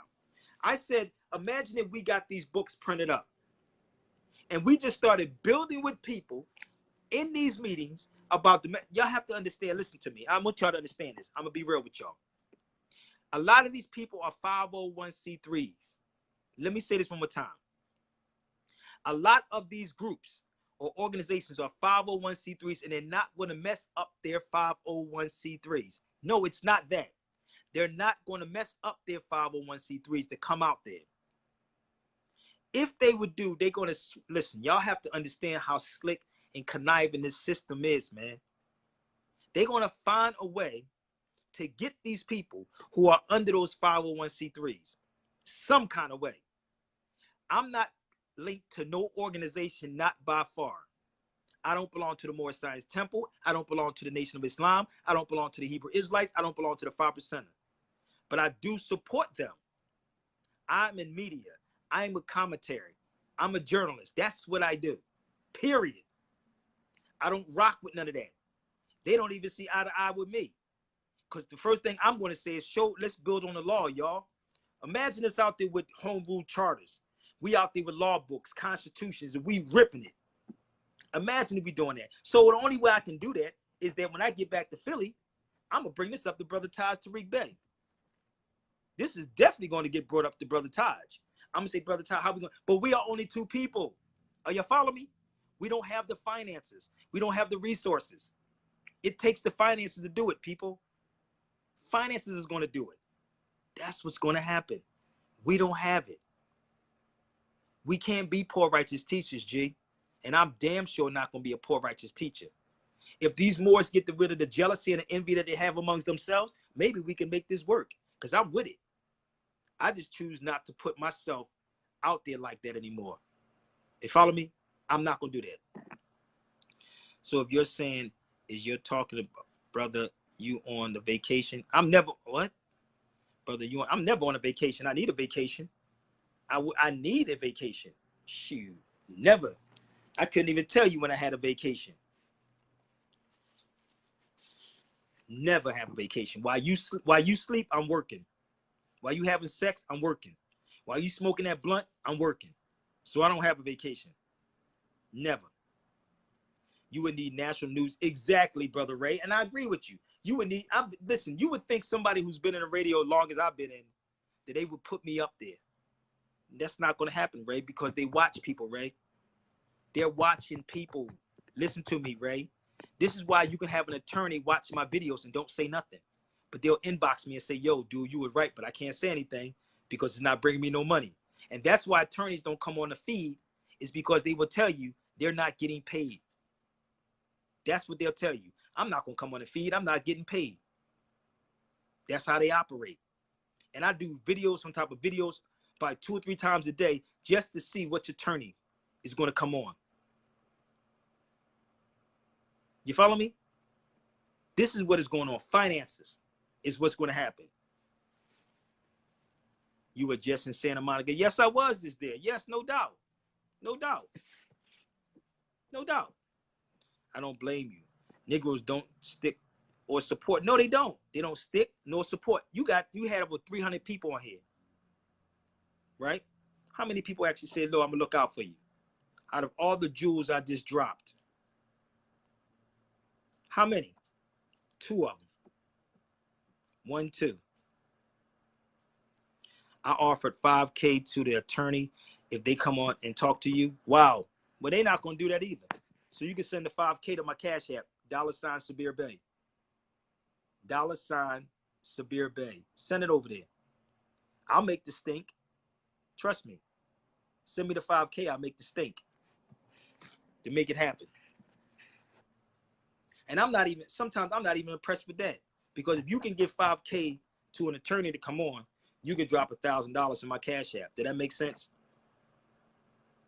Did that make sense? If you can do that with them, then you can drop a G in my account. It helps. Think about it. So I know what it takes to do what we're doing, people. Listen to me. I know what it takes. And this is why they told me don't go down to Minneapolis by myself, because you're a voice, brother. You have a very powerful voice. I know I do. I ain't gonna deny that. I know I do. I know. What you going to do with money to help? Everything takes finances. If you know what I do, I think you should research who I am before you speak. You should watch all my videos. You can go to YouTube also. Sabir Bey YouTube. Sabir Bey YouTube. Or you can Google that name. Sabirbey. So if you think I'm being sarcastic, then that's your business. That's not Sabir's. Sabir Bey. Google that name. And you'll see the work I put in. Okay? Or you can come on my feed. The request line is open. You can come on too, Ray. I ain't going, it's all love with me and you, brother. You can come on too. So anybody got an issue with that, come on the feed. Okay? So again, they will back Black Lives Matter. And then Black Lives Matter people are not showing you no constitutions, no human rights, none of it. They're not showing you any of this. And Ray, you're absolutely right. We don't have time for no more talking, but you got to get people organized, Ray. But they have to mentally be ready. Okay? Don't worry about what it me. If you got an issue with Sabir Bey, if any of you got an issue with me, get on my feed if you got an issue with me. Okay? I'm going to say this as a man. Man to so-called boy, or whatever you want to call yourself. I'm a man. Come on my feed, and you can talk to me. My Cash App is $ Sabir Bey. I got a lot of DVDs, man. You should be surprised how many DVDs I have. Do y'all want to see a couple before I go? I know, Ray, that's the problem, brother. I'm going to help him out for 1 second, Ray.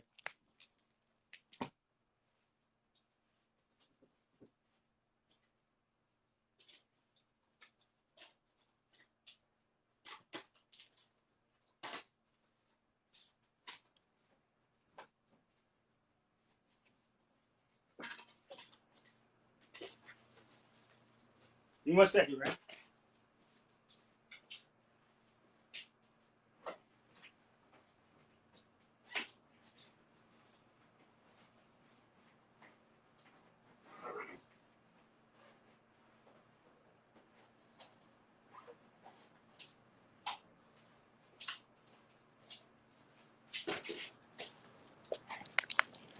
I'm not going to pull everything out, but we'll let y'all see just a little bit, okay? And if you go look me up, I did a newspaper in a radio show. So let me help y'all out 1 second. I got stuff dating back to 2001. Let me help y'all out, okay? If you got an issue with me, my request line is open. It's doubt, yes, Sabir Bey Radio. Let me help them out real quick. I got you, family. I'm gonna bring you on in 1 second. This is, I produced this one, Out of Dark. Did you see that says Pan African Film Festival? And it wasn't free to put that in there. Okay, you see that? Out of Darkness. Let me help y'all out real quick. You see what that says right there? Executive producer Sabir Bey. And you can go to IMDb and also see it. You see that? Executive producer Sabir Bey. Let me help you out just a little bit.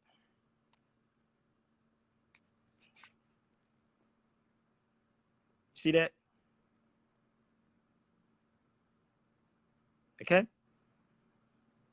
And everybody gets a royalty check from that. Let's move forward. You see that one? African curriculum, Sabir Bey Productions. You really want to talk? And this is nothing compared to what I have. This ain't nothing.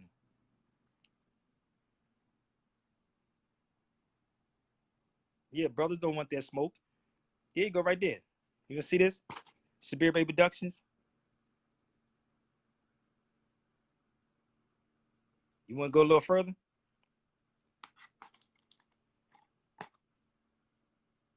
I'm not defending myself, family. I'm good. I just want people to see because you got these naysayers on, so we're going to give them the opportunity, brother. I'm not doing it. I just went to the sea so they can shut the hell up. So they can get on the feed if they want to. It's not a problem. This is the first video I did with Brother Taj Tariq Bey. This is called Critical Thinking. First video I did with Taj on Christmas Day.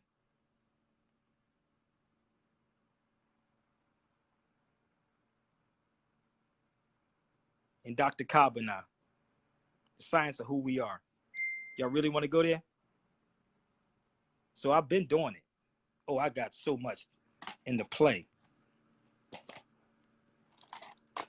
Okay?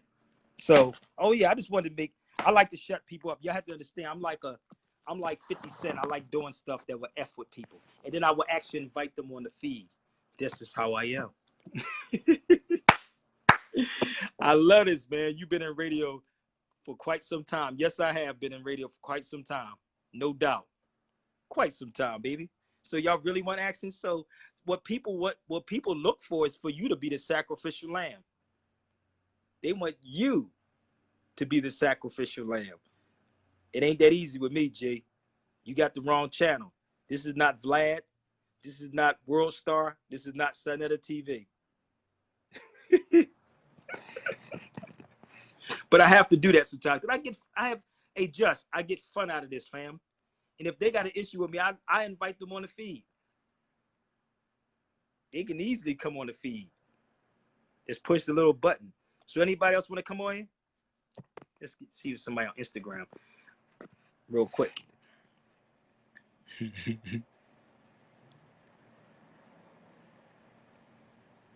Hey, Faith, you ain't got to say that. Yeah, this is not Vlad. This ain't none of them cats. What's up, family? Hey, what's going on, brother? Chilling, breathing. Hey, look, man, I just had a quick question for you, brother, because I'm just now getting introduced to you. I came across you on Facebook, and just from, the way just hearing you speak, hearing you talk about certain things, I can tell that you're very knowledgeable about what's going on, and you also have a track record of this. So I just had a question. Like, I see that we're really, making a statement now. Mm-hmm. Hope this ain't. Oh shoot! Let me get my brother back on. I gotta bring him on. Give me 1 second, brother. I'm gonna bring him right back on here. Let's do this. 1 second.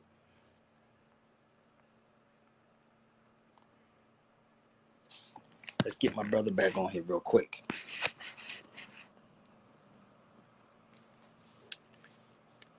Damn. 1 second, y'all. My Umi says, shine your light on the world. Shine your light for the world to see.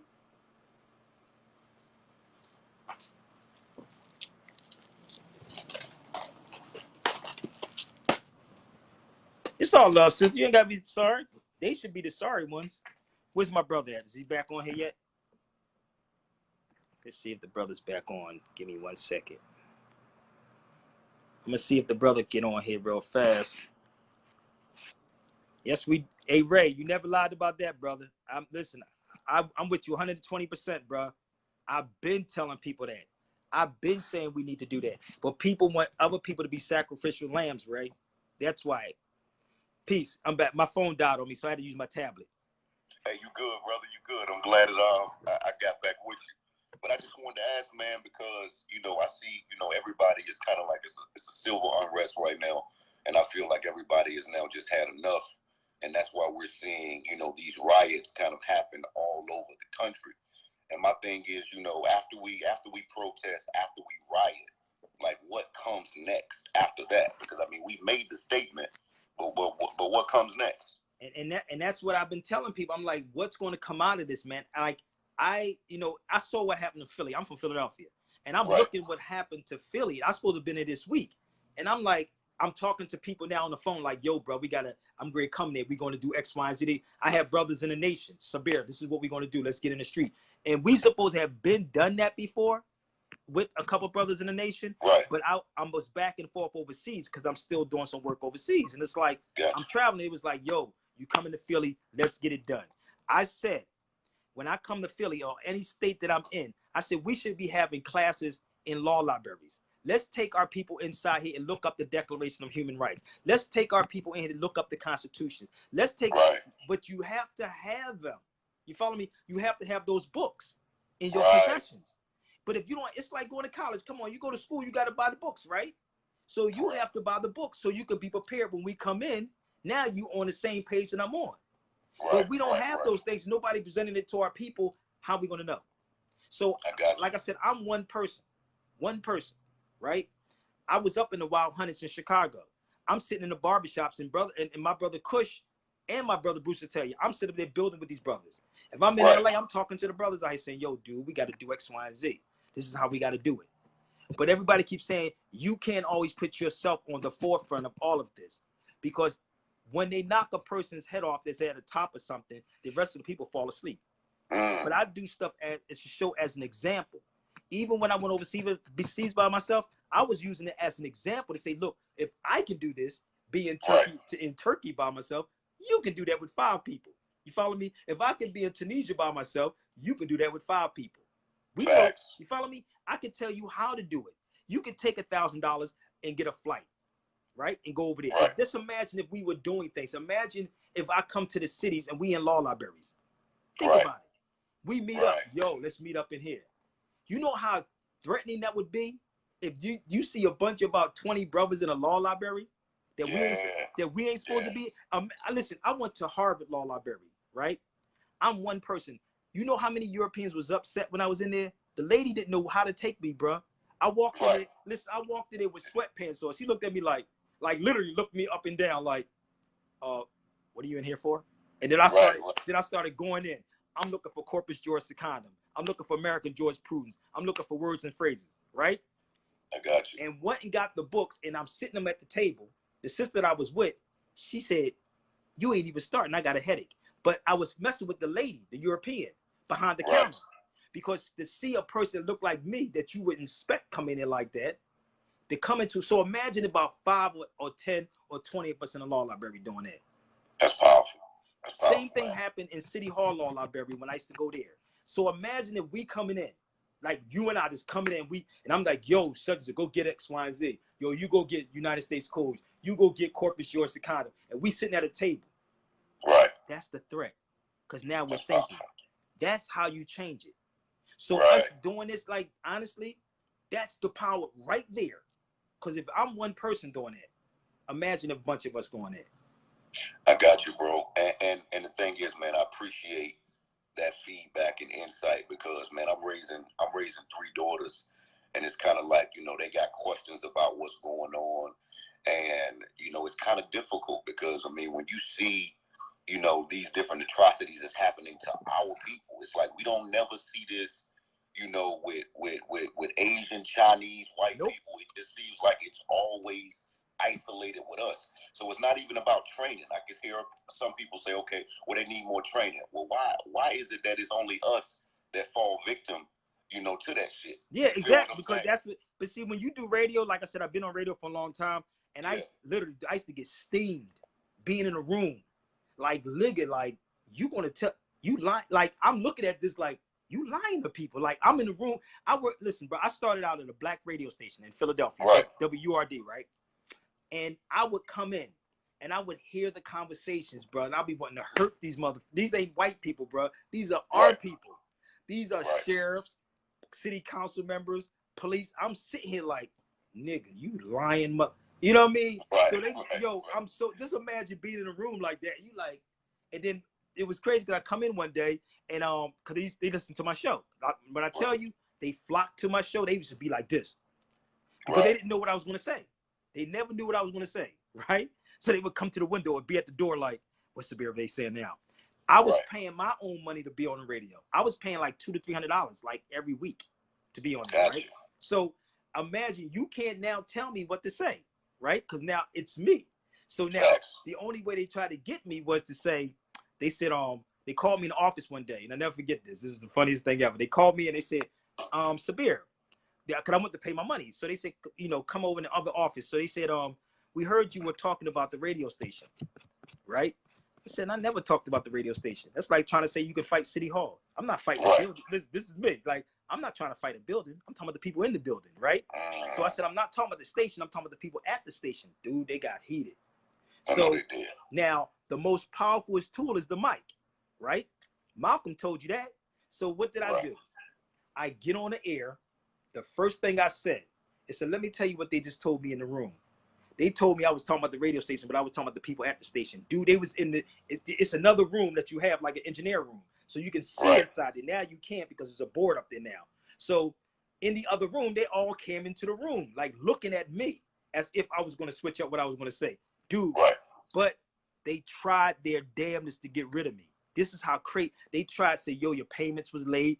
They was coming up with all kinds of stuff, bro. I'm dead serious. Because I didn't have sponsorship. You follow me? It was me trying to get the money to actually go keep this going. So I'm talking about the sheriff. I'm talking about the police. I'm talking about all these people that's at the station, how they misleading our people. I did a newspaper in 2003. In my newspaper, I had a section called jurisprudence, right? Jurisprudence was a section I had in the paper.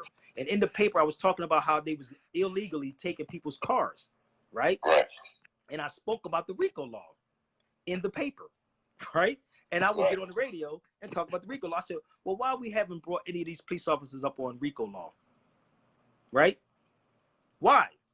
If anyone studied the RICO law, you would see that the police, the municipalities are organizations, right?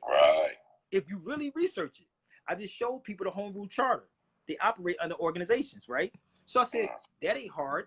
Why we ain't bringing them up on the RICO law? So they would get mad at me because now I'm telling people that. So they would pull me to the side and tell me, why am I saying this? Or where do you get this from? Or what school you went to? They would ask me crazy things like that. I'd be like, dude, I didn't go to no college, but I have common sense. So these are the things. So again, like I tell people all the time, the FBI had this thing called profiling. If anybody know anything about profiling, and a person that's predictable can be controlled. An unpredictable person is dangerous. You follow me? And that's how they operate.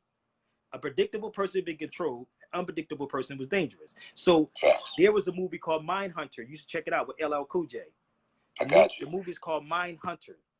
And in the movie, they knew everybody in there because they were very predictable. That's why I know people on Facebook and YouTube and Instagram, because they're predictable in what they're going to say. And they think they're getting to me, but they're not getting to me. But you're telling me more about yourself when you talk. I got you. See what I'm saying? Because I never tell a person what they don't know. You never heard me say you don't know anything. I'm going to let you keep talking so you can tell me that you don't know. That's how you do people. You never know a fool is a fool until he opens his mouth. There you go. So I got you. Right? So I'm letting people talk, but they really telling me about themselves. So I'm looking at this. I live the art of war. I literally live it because I'm seeing it, right? So all this was going on in the studio. So I would be in there, and attorneys would have the Art of War, and I would quote the Art of War. I was in one attorney office. He had it sitting on his desk. I said, and I quoted. I said, well, even though you're capable, be incapable, right? If you far, be near. So I would do this. He would get mad at me. He was like, strong, appear weak. He would say, how did you know that? I said, because that's what y'all using on people, and that's how you get people to plead guilty. You follow me? Right. You should take this. You should take this deal, nigga. I ain't taking no deal. Catch it coming for hanging. Right. You follow me? So I would do stuff like that, and it would be like, okay, how can we get him? So imagine taking all of this and going to the radio, and now I'm telling y'all the same thing. Right. You follow me? Right. I feel So imagine 100%. doing stuff like that. So I talked to my brother in the nation. He was like, yo, I said, yo, I'm coming home, bro. Like, let's get it popping. We can do it in the barbershop. We can do it out in the street.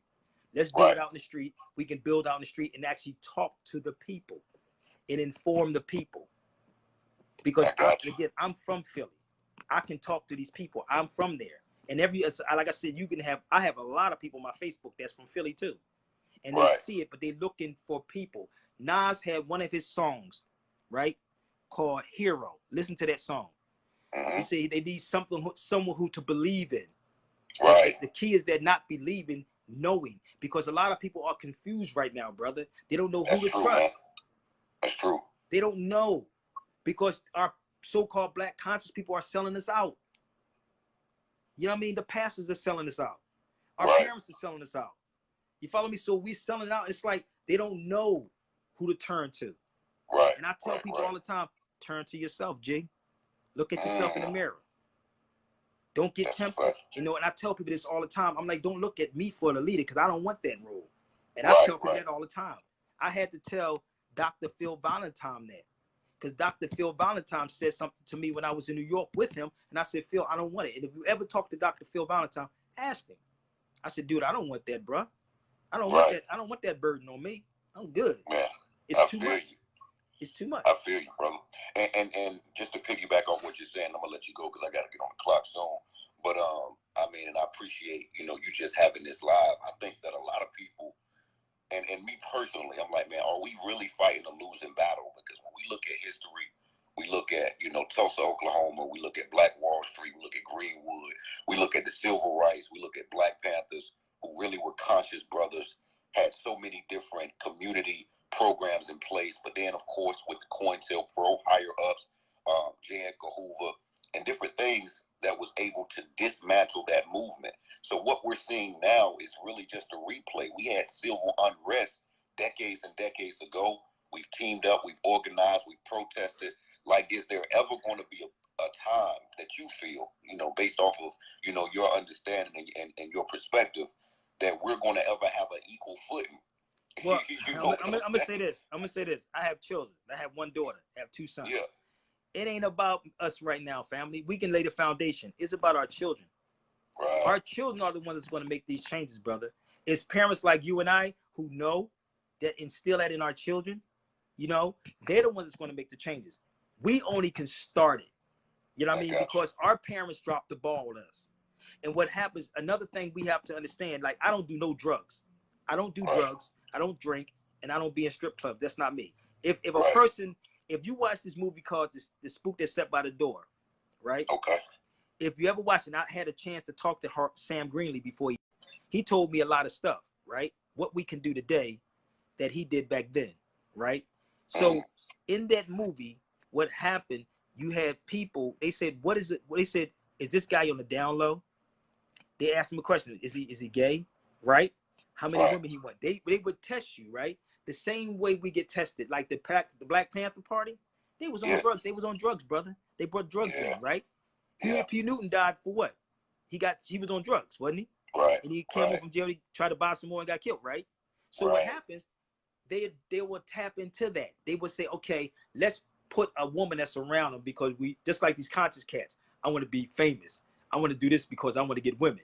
And a woman comes straight your way. Or you want the weed, you want to sit over. They'll do this, right? Unknowingly that these things are not happening. But they will bring people to your circle. Yeah. Anybody knows me. What's up, Tony B? If anybody know me, they know I always roll dolo, right? Even in Philly, I knew people, but I always had my own mind. But I was like, no, I don't drink, G. You know I don't drink, Right. so why would you want to give me some weed, let me smoke or drink? You follow me? Because you know I don't do that. So if they That's can real. see if they can get you to do that, they can say, wait a minute, we got it. And that's going back to what I just said about the profiling. Got you. Profile is that they know you're going to march, they know you're going to kneel, they know you're going to pray, right? They know this. So now we're going to put it out here and get that figurehead up here because we got something on that particular black person that you're going to go out there and tell that person to go do X, Y, and Z. See, that's why I said the unpredictable person is dangerous. And if you're a street dude for real, and I'm going to tell y'all street dudes, if you really street dude, when I grew up from in Philadelphia, a cop would tell you this. You know what a bunch of people going to do, but you don't know what that one person going to do. I'm going to say this again. If you from the streets, you know this. They say they can tell you what a group of people going to do, but you don't know what one person going to do. Right. Because he's dolo. Because why? Right. Other people start talking. Right. You follow me? They start telling on each other. Oh yeah. Exactly. Oh yeah. Listen, bro. I'm gonna tell you this from experience. I'm gonna help you out. This is real story right here, right? Appreciate you. One of my brothers went to jail for murder, right? When they came to get us, they came to every last one of our houses. I'm gonna tell you, we used to hustle. Reality. That's what we're talking. But because the way we were when we were younger, right? They knew every car we drove, right? Every house we were in. Not from somebody that did not know us. It was somebody that knew us. You follow me? They knew everywhere we was at. They said, yo, he drives a Jeep, he drives a Jag, he drives an Audi, right? They came to get me, 3 o'clock in the morning. They came to get my brother. They were out to like they was doing this, right? Not because it was somebody else, it was somebody that was around us. And see, people don't understand. And the key was, brother, my mother told us that you don't have friends, you have associates. My brother one of my oldest brothers got killed when I was 10. My brother was 10. He got shot in his head by his so-called friend in Colorado and thrown on. No, I was 10. I only saw my brother twice. He was 25 years old. I never saw him. He was 25. I was 10. So he was older than us. He got shot in his head and thrown on the freeway by a friend. My mother told us at 10 years old that you don't have friends, you have associates. But we did not take heed to that until we started getting older, and then we started seeing it. We started seeing it. So imagine if somebody I grew up with, right? I don't really trust like that. Imagine some new people that's coming around me. That's why I go home all the time. And I sit with my people because I grew up with them. At least I know what they're thinking. You follow me? I know where they're going to go.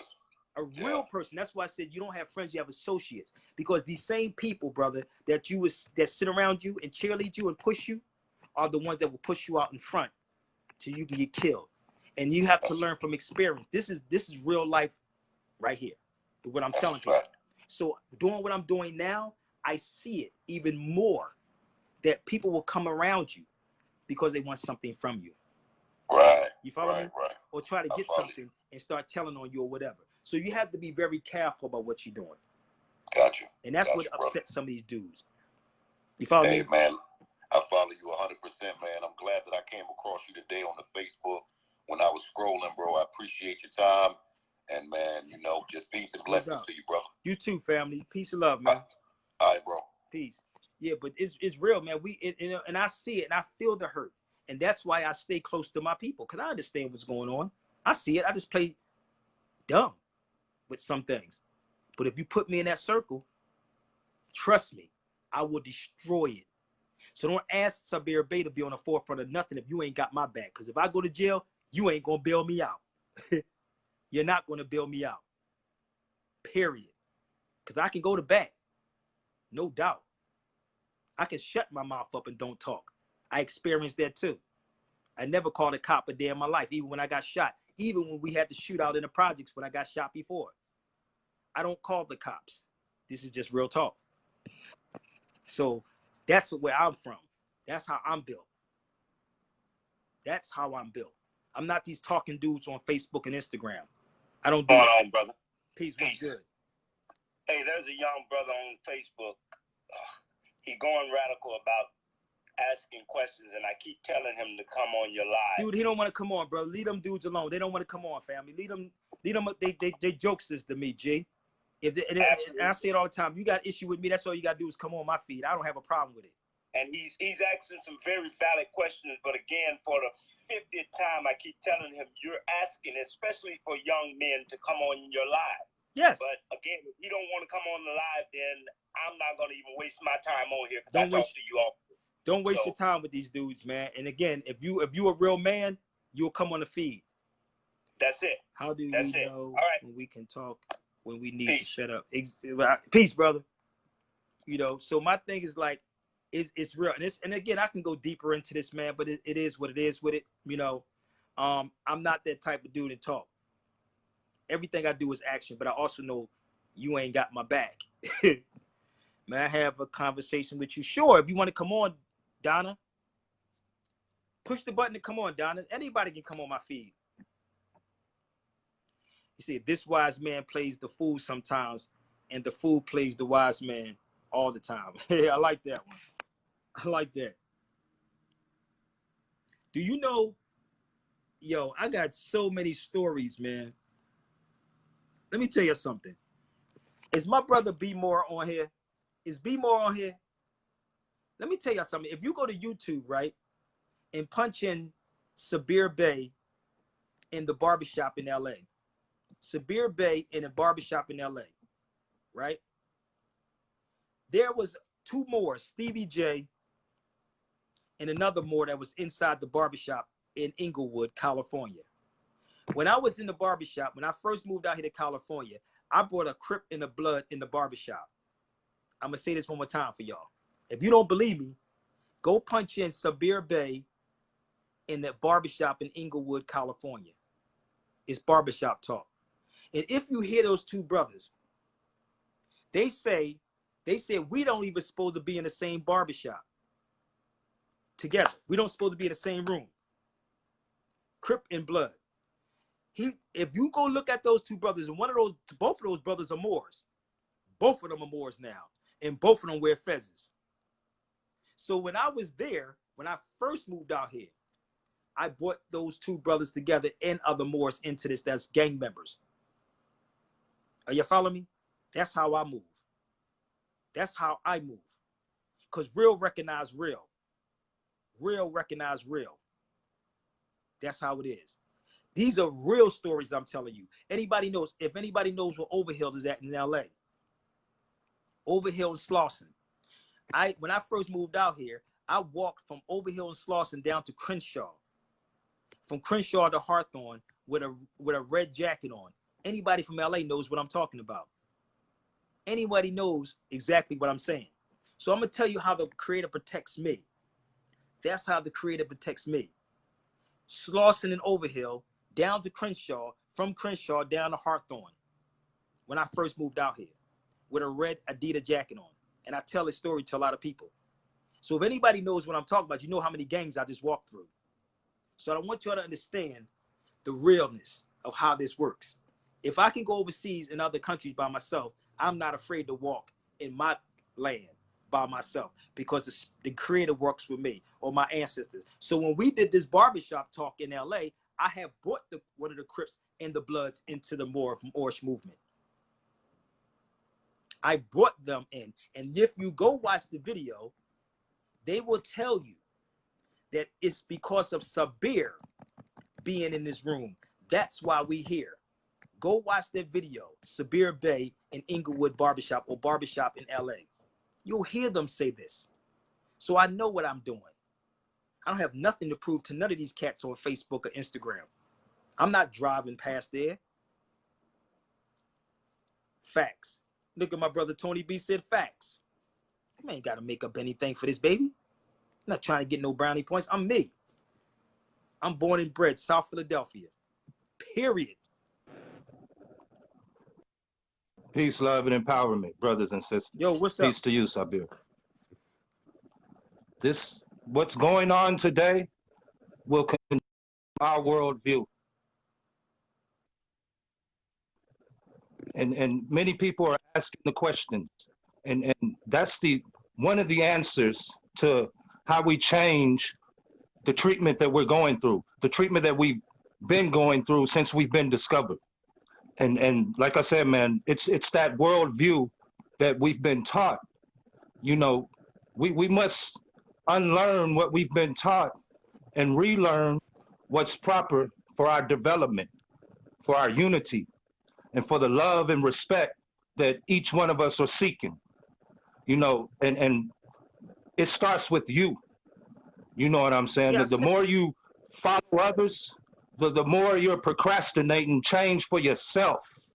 Because the more you love yourself, the more you love and believe in your race, period. And that's what's lacking in I agree with you. the world today. I agree with you. I agree. But And I'm the brother from Instagram, I know who you nigga. are. You know, the one that the one that you assassinate, you attempt to assassinate my character. I don't do that. You know, I I'm don't do him. that. I don't do that, You brother. did do that. I don't do that. And now I'm holding you accountable. I don't do that because people say that you take away. I'm not doing. I would never do that to you.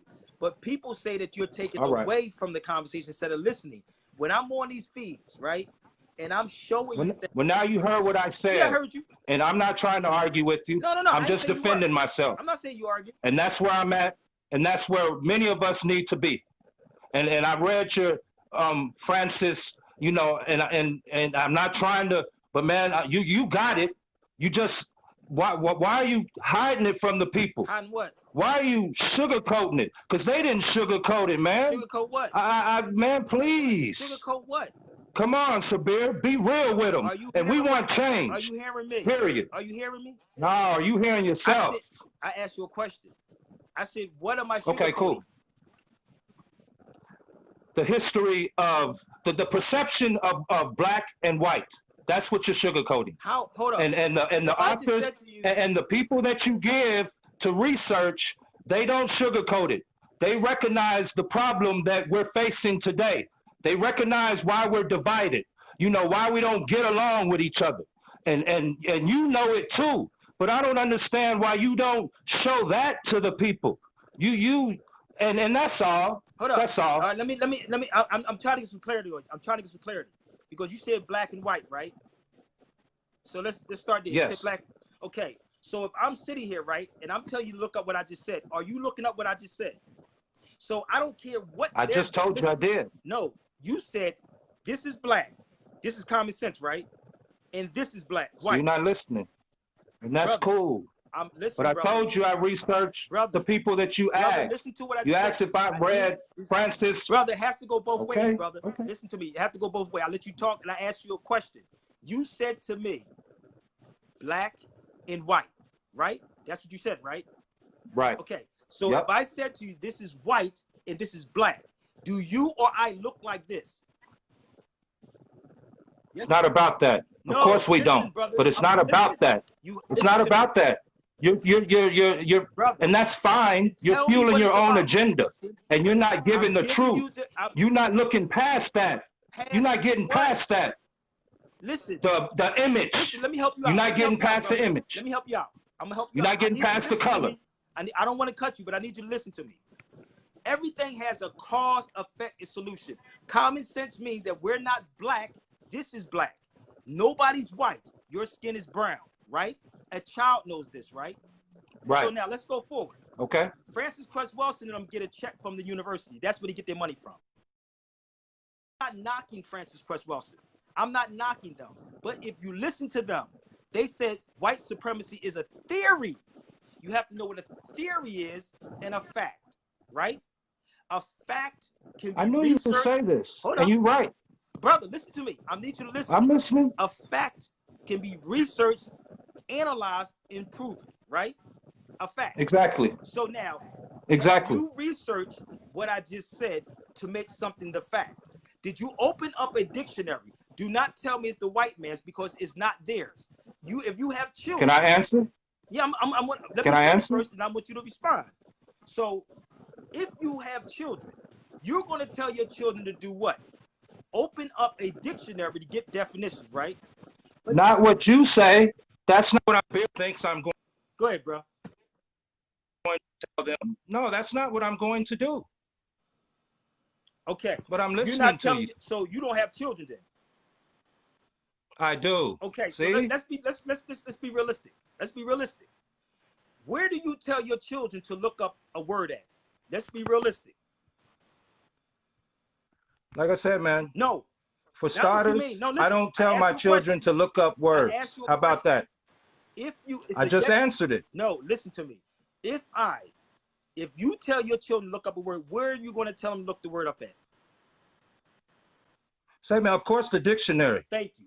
So now, this is what happens. This is the problem that we have, right? Because we don't know how to read a dictionary. We just find one word.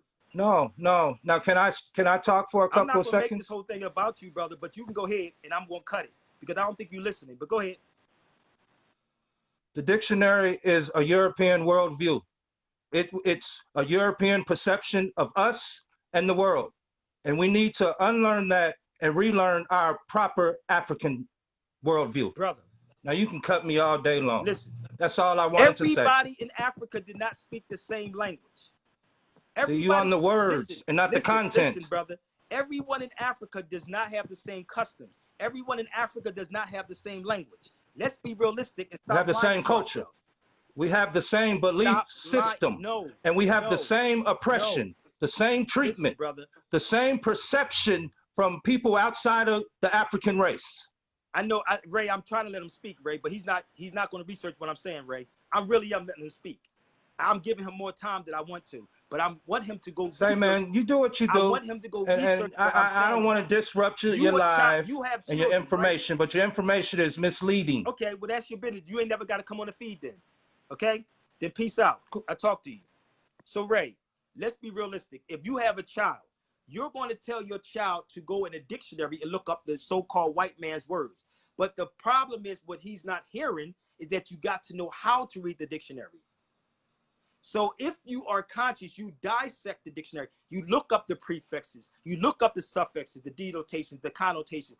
That's how you research it. That's how you research, right? So it's not sugarcoating anything. Most of your scholars are sugarcoating it. That's what they're doing. I just said to him, and he said it himself, that Francis Cress Welsing and Neely Fuller said it's a theory. A theory is not a fact. A fact is you have to research. You follow me? You research the motherfreaker. And then you come and say, okay, but I understand that they went to the European school. That's why they pushed that out there. They pushed those things out because they went to the school. And their thesis or their paperwork won't get pushed out because they are not telling. Listen, this thing go deep, man. This thing go beyond deep. And again, I didn't have to bring him on because I knew who it was. I didn't have to, but this is just me. This is how fair I am. This is how fair I am. If I ask you something as simple as, do any of y'all feel inferior to anybody? You're going to tell me what? He don't want to know about etymology. They don't want to know about etymology. They don't want the etymology. They're not going to read a law dictionary. Everything is the white man's, but you smoking the white man's blunt. You using the white man's car. If you don't like the white man, get off his Facebook, get off his Instagram, get off his YouTube. It's that simple. If you really want to walk away from him, don't buy the white man's gas. You follow me?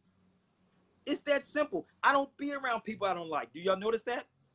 And if anybody know people from Philly, we don't like you, we don't like you. I don't be around people I don't like. Did that make sense? Niggas be smoking Dutch cigars, and the Dutch been smoking niggas since 1492. Niggas run around smoking Dutch cigars, and the Dutch been smoking niggas since 1492. That don't even make sense to me. Stop. You're lying to yourself. And I don't sugarcoat anything, but I also know that I have to protect myself because none of you cats is on his. Now, I ain't gonna say none of y'all. Some of y'all that come on his feed are not gonna have my back, and none of them support. On top of that, they keep coming at me. Yes, nigga be smoking. Yeah, the Dutch been smoking niggas since 1492. So anybody else want to come on my Instagram or my Facebook? It's open. Get it off your chest. Come on. Get it off your chest. Let's go. Same as Shy. If we don't like you, we don't exactly. We don't two-face you. Look, they said even in the Shy, we don't do that. We don't like you, we don't two-face you. That's real talk. I told y'all, real recognize real, G. Real recognize real. Yeah, ignorance is a choice. And so is slavery. Ignorance in slavery is a choice. And slavery's coming back. And some of y'all can go right along with the motherfucker. If I could say to my brother, all of my brothers who are rebellious in spirit and wisdom and understanding of wisdom, if I could say to you, rebellious people who continue to battle and fight with whether or not this man is bringing you facts or falsehood, this man comes completely out of the books of history of who you are and completely out of the law. If I must add, again, I am an ex-law enforcement officer. I've seen how they turn and trick the law and use it against us. This man is doing what your lawyer will not do, and he's directing you to the information, and you're refusing to read the information because, hold on. If it's a black and white matter of the information that is being delivered, then the best way to fight your enemy is to know your enemy. How about that? That's the art of war, baby. How do you go to a military war as a police officer? That is quasi-military. How do you go to a military war and you don't even know the structures of government? That's what LL Cool J was saying. I want to know everything of this. He said, you can't go, you unequipped. You're not equipped. You're not equipped to deal with this, man. So how are you going to fight against somebody when you're not even equipped? And this is the problem we have, man. We're not equipped. And I don't blame my people that don't know. I'm trying to help my people that don't know. And the one that you try to help is the one you got to fight with. You like, damn, dude.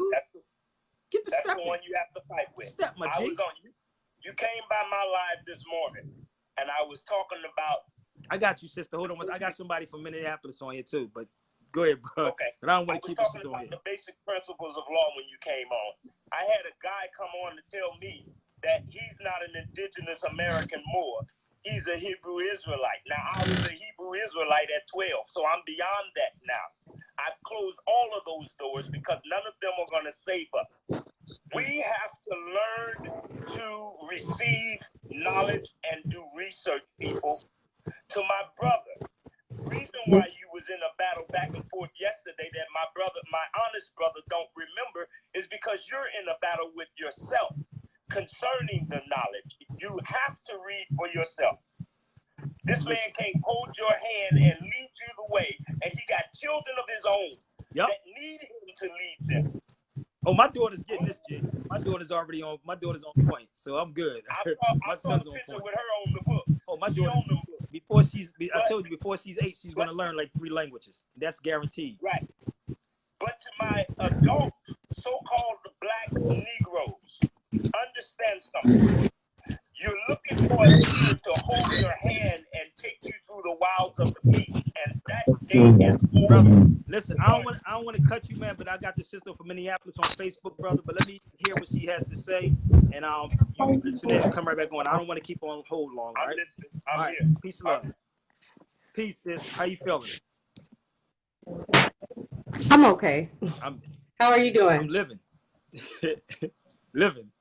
Well, I have been saying a lot of stuff, putting the information out that you've been telling me to put out.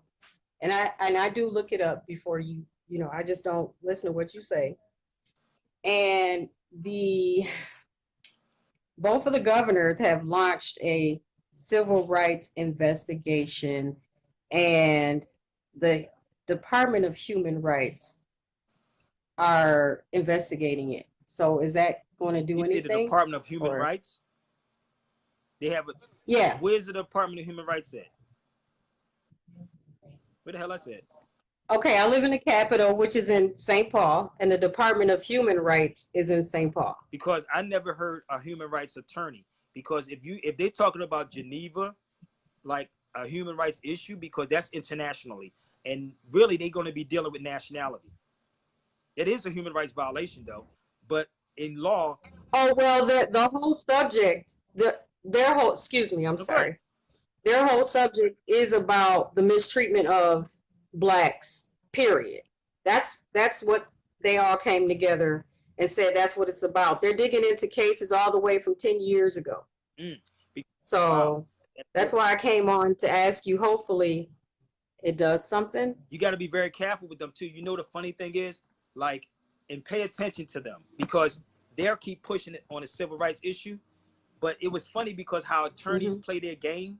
And I tell you, if you don't know the game that they're playing, because it's easy to be misled if you're not up on the game. And that's why I played that piece with LL when he said, you got to know all aspects of this. Because they can say a word that you don't know what they're talking about. And it leads you right back into civil rights again. So the human rights issue is internationally. And the only reason why they're probably going to say something like that is because the world now is watching. I had people calling me from different countries like, yo, why they not talking about this? And where's the human rights people at? Because if you're dealing with human rights, you're going to have to start dealing with the person's nationality. And black is not a nationality. It's not. Exactly. Can't find exactly. African American is not a nationality. That's basically 3 continents. Wait a minute, North, South, Central, North, South, Central, and Africa. Right? Well, Minneapolis is expecting a tornado right now. Really? Wow. Yes. So it got pretty dark pretty fast. And I'm in St. Paul. You know, we're the Twin Cities. So I know somebody told me about. I got to call my son. Somebody told me about the Twin Cities. I didn't know what that meant one time when they was like, I said, what the hell is the Twin Cities, y'all? Why y'all keep saying that? And they was telling me what it was because they told me I should be down there last time. And I was like, what I'm going to go to there for? I don't know. What I'm going to come down there for? I don't know. One's a little bit more, St. Paul's a little bit more calmer, a little bit more calm, but, you know, Minneapolis got a whole lot going on. They got a whole lot more things to get into, more people to affiliate with. It seems like all walks of lives over in Minneapolis get along better than all walks of life over here in St. Paul. So I was born and raised in Minneapolis, but I've been back and forth all my life. So. Oh, wow. But I'm going to say this, and I'm going to say this again to you, and I say this to everybody. We should have study groups in every state. I say this all the time. We should have study groups inside law libraries. I'm pretty sure if I stayed there for a day, I can guarantee I could probably go online and find y'all law library. Easy. Because before I go, even when I was in Canada, you know, it was funny because the girl that lived in Canada, she didn't even know the law library was right down the street from her. And I sat in the law library every day.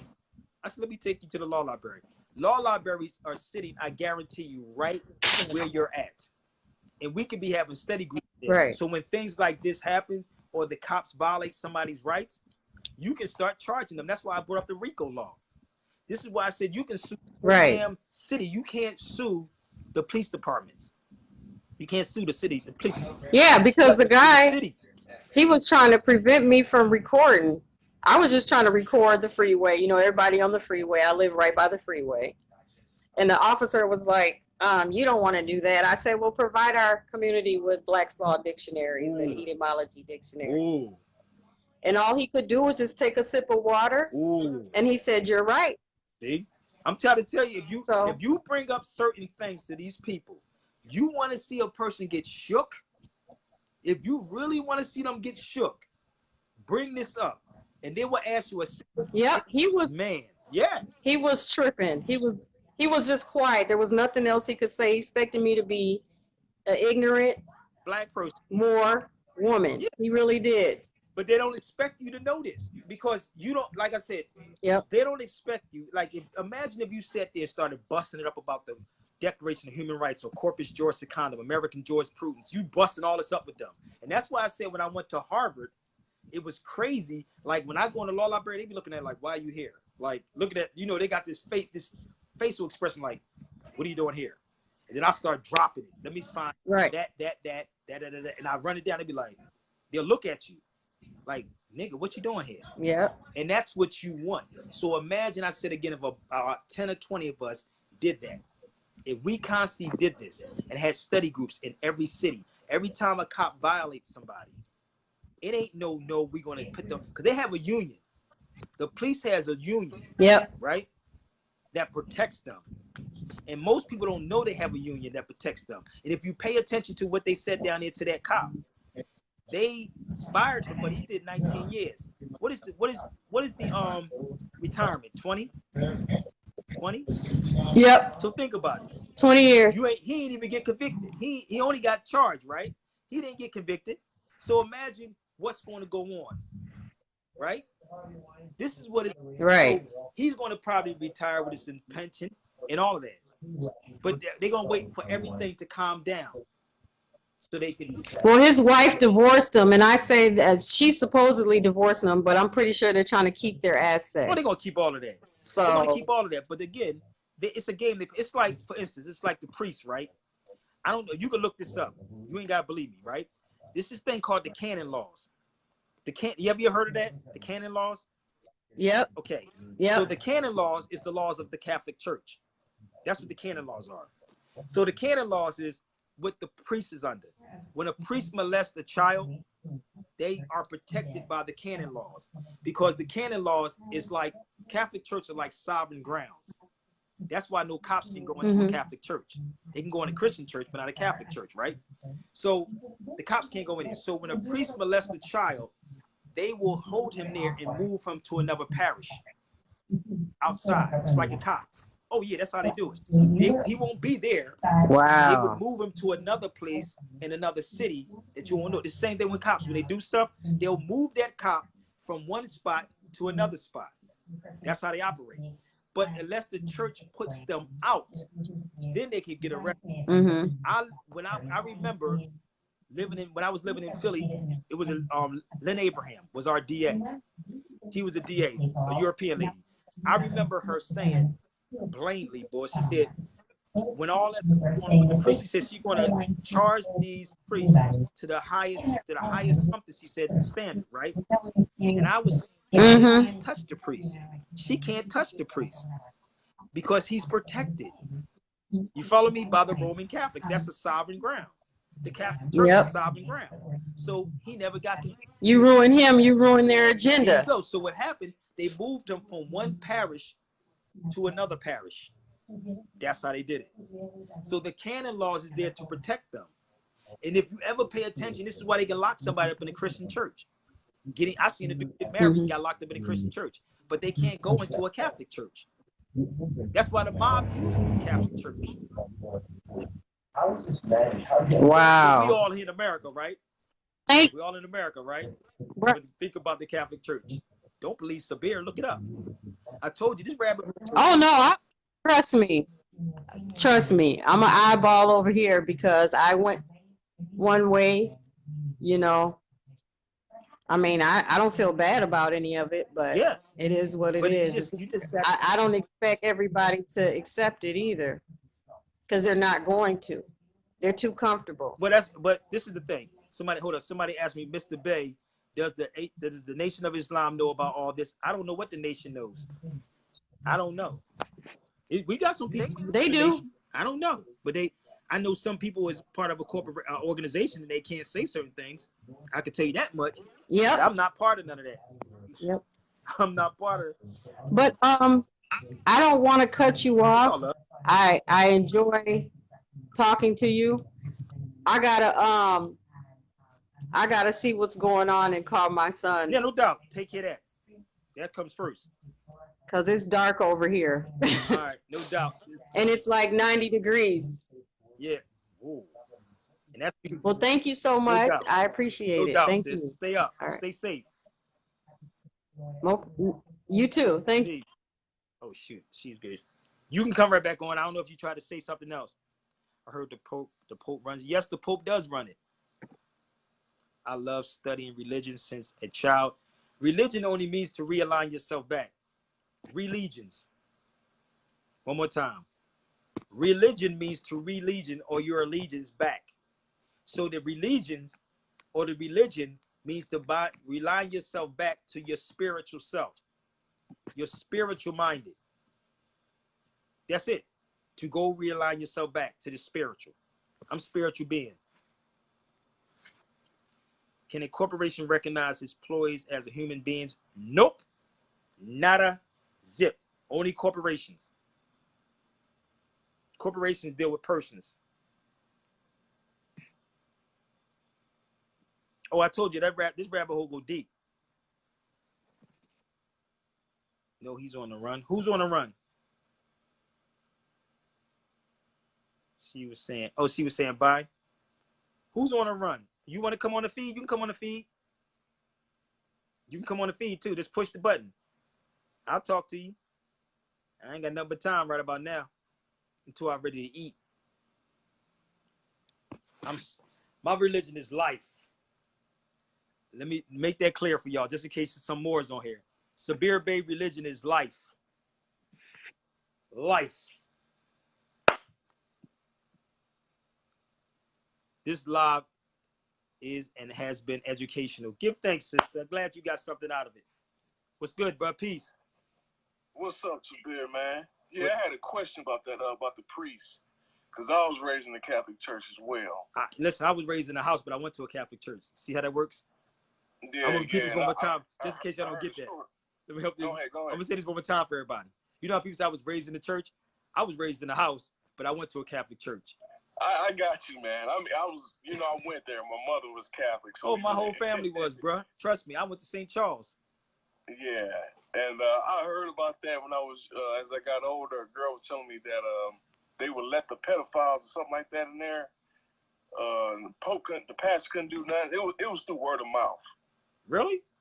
Well, I never went. Just me personally, I never witnessed. You ever see the joke that Eddie Griffin gave when he said how the children be scared to go there, and he said the priest ain't got no drawers on. He would make the joke, and he said the priest. I always think that, like, man, because I see my pastor now. He got 65 years in, but I stopped going to church, man. Hey, man, so listen. I was like, nah. I still go there because it's a different. I look at it different now. I remember we were burying my father, right?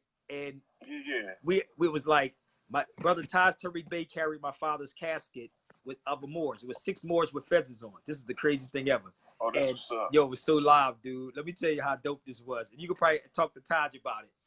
We go to the cemetery, right? So now we carry my father's, casket. All Moors carry my father's casket. We get to the cemetery. The priest is sitting in the front. So we are in the rain, and Taj is going ham in the rain about Catholicism, right? Mind you, we in the cemetery in the rain with feathers on, and Taj is going in, because Taj knew my father too. So Taj is going in, and the priest is just standing in the rain, and we laughing at this. We going ham about the Catholicistic. We busted up about the Pope, how the Pope has a fish hat. That's a fish hat he has on. Like they said, he fed the multitude of people with 2 pieces of fish. That's the sign of the Pisces. So we were standing there that's going in about, the Moors. It was hilarious, bro. But yeah, my father, we all, like I said, we all were Catholics, man. But that was a funny day, dude. My father passed. So my mother passed in 2008. My father passed 2 years. My father passed 2 years before her. So that was the funniest thing ever, just to witness. He looking at all these people in the rain with feathers on their heads. That was crazy. Hey, just thinking about we were talking about religion now. Like, hey, I was gonna join the Moorish temple, but I felt the negative energy, man, when I brought you and Taj up. Oh, they gonna do that?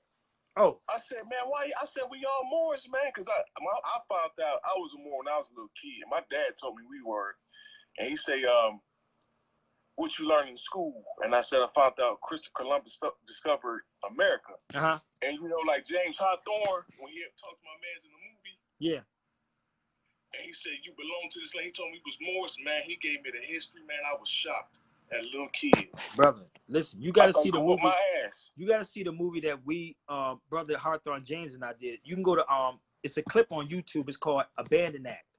If you punch in Sabir Bey, Abandon Act, I did a movie with Hawthorne James, and it's funny how that came about because Hawthorne called me. For y'all don't know who that is, that's Big Red from 5 Heartbeats. He called me up, and he had a script, and he said, yo, I want you to read this script. So the director paid me to rewrite it, but it was Hawthorne James that actually said, I want you to read it so you can add some authenticity to it, right? So I read it. It was really short. It's like only a half an hour. It's a short. And he sent it to me. I read it within 2 or 3 days. I started crossing things out in there and adding things in, because the movie was based on, when it first got to me, about him going to jail and reading the Bible. And I said, no, Hawthorne, that's cliche. Like, that's normal. Everybody does that. That's why he gave it to me. So when I changed everything around in the book, in the movie, I added The Alchemist. I added 100 Amazing Facts About the Negro in there. I got that. I showed him the article. So when we went to go shoot the movie, he had a uniform for me, right? I didn't know I was supposed to be in the movie, but he said, no, I want you to be in it because of our chemistry, right? And in the movie, they had the uniform for me. No, it was a jail scene. And as we sitting there, we opening up the books, and it talks about we were Moors before the 1500s, right? So the dude who was filming, one of the videographers was filming, Hawthorne was getting mad because he's a bad boy, dude. He's a hell of a dude to work with. So as we filming, he wanted the dude to come from the top, right, to look down on the book. So this is the book right here. And I gave it to the director so she can read it. This is 100 Amazing Facts About the Negro, right? I got it. So on the page where it talks about who we were, he wanted Tim to come from the top to look on the page where we were at, right? So that's not in the movie. That's the funniest thing, because that was the most important part. So it was another part of it that we were doing inside the movie. But the movie is kind of dope. It's a short film. Y'all can see it. You can go to IMDb and see. I'll check it out. IMDb Sabir Bey. You will actually see my credits. I'm on it as the producer, but I also co-wrote it. But it's a dope short film, man. But it was a way of bringing this information about the Moors out. And Hawthorne, what he did in that movie, The Stick Up Kids, that was crazy. Yeah. You know? Yeah.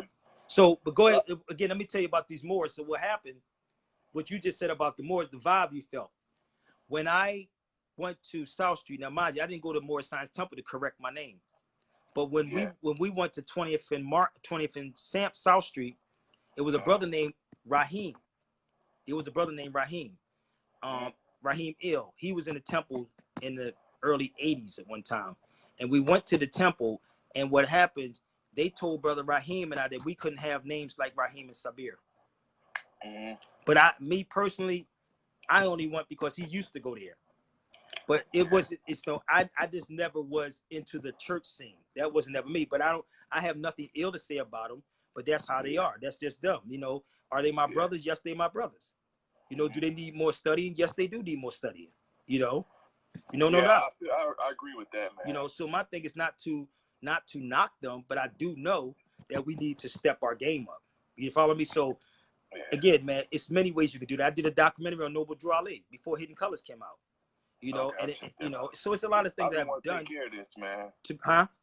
I said I've been wanting to take care because I know who I am, man. It's like, how you feel it about the nationality. How you feeling after a while, you just be like, man, I gotta take care of this, man. But it's like I'm around like my brother and them. They just, I guess because he got a little degree, but I know what it means. I grab that etymology and start looking in the dictionary, and it's like they be saying it so much, and I'm just like, it's an adjective, man. Look it up.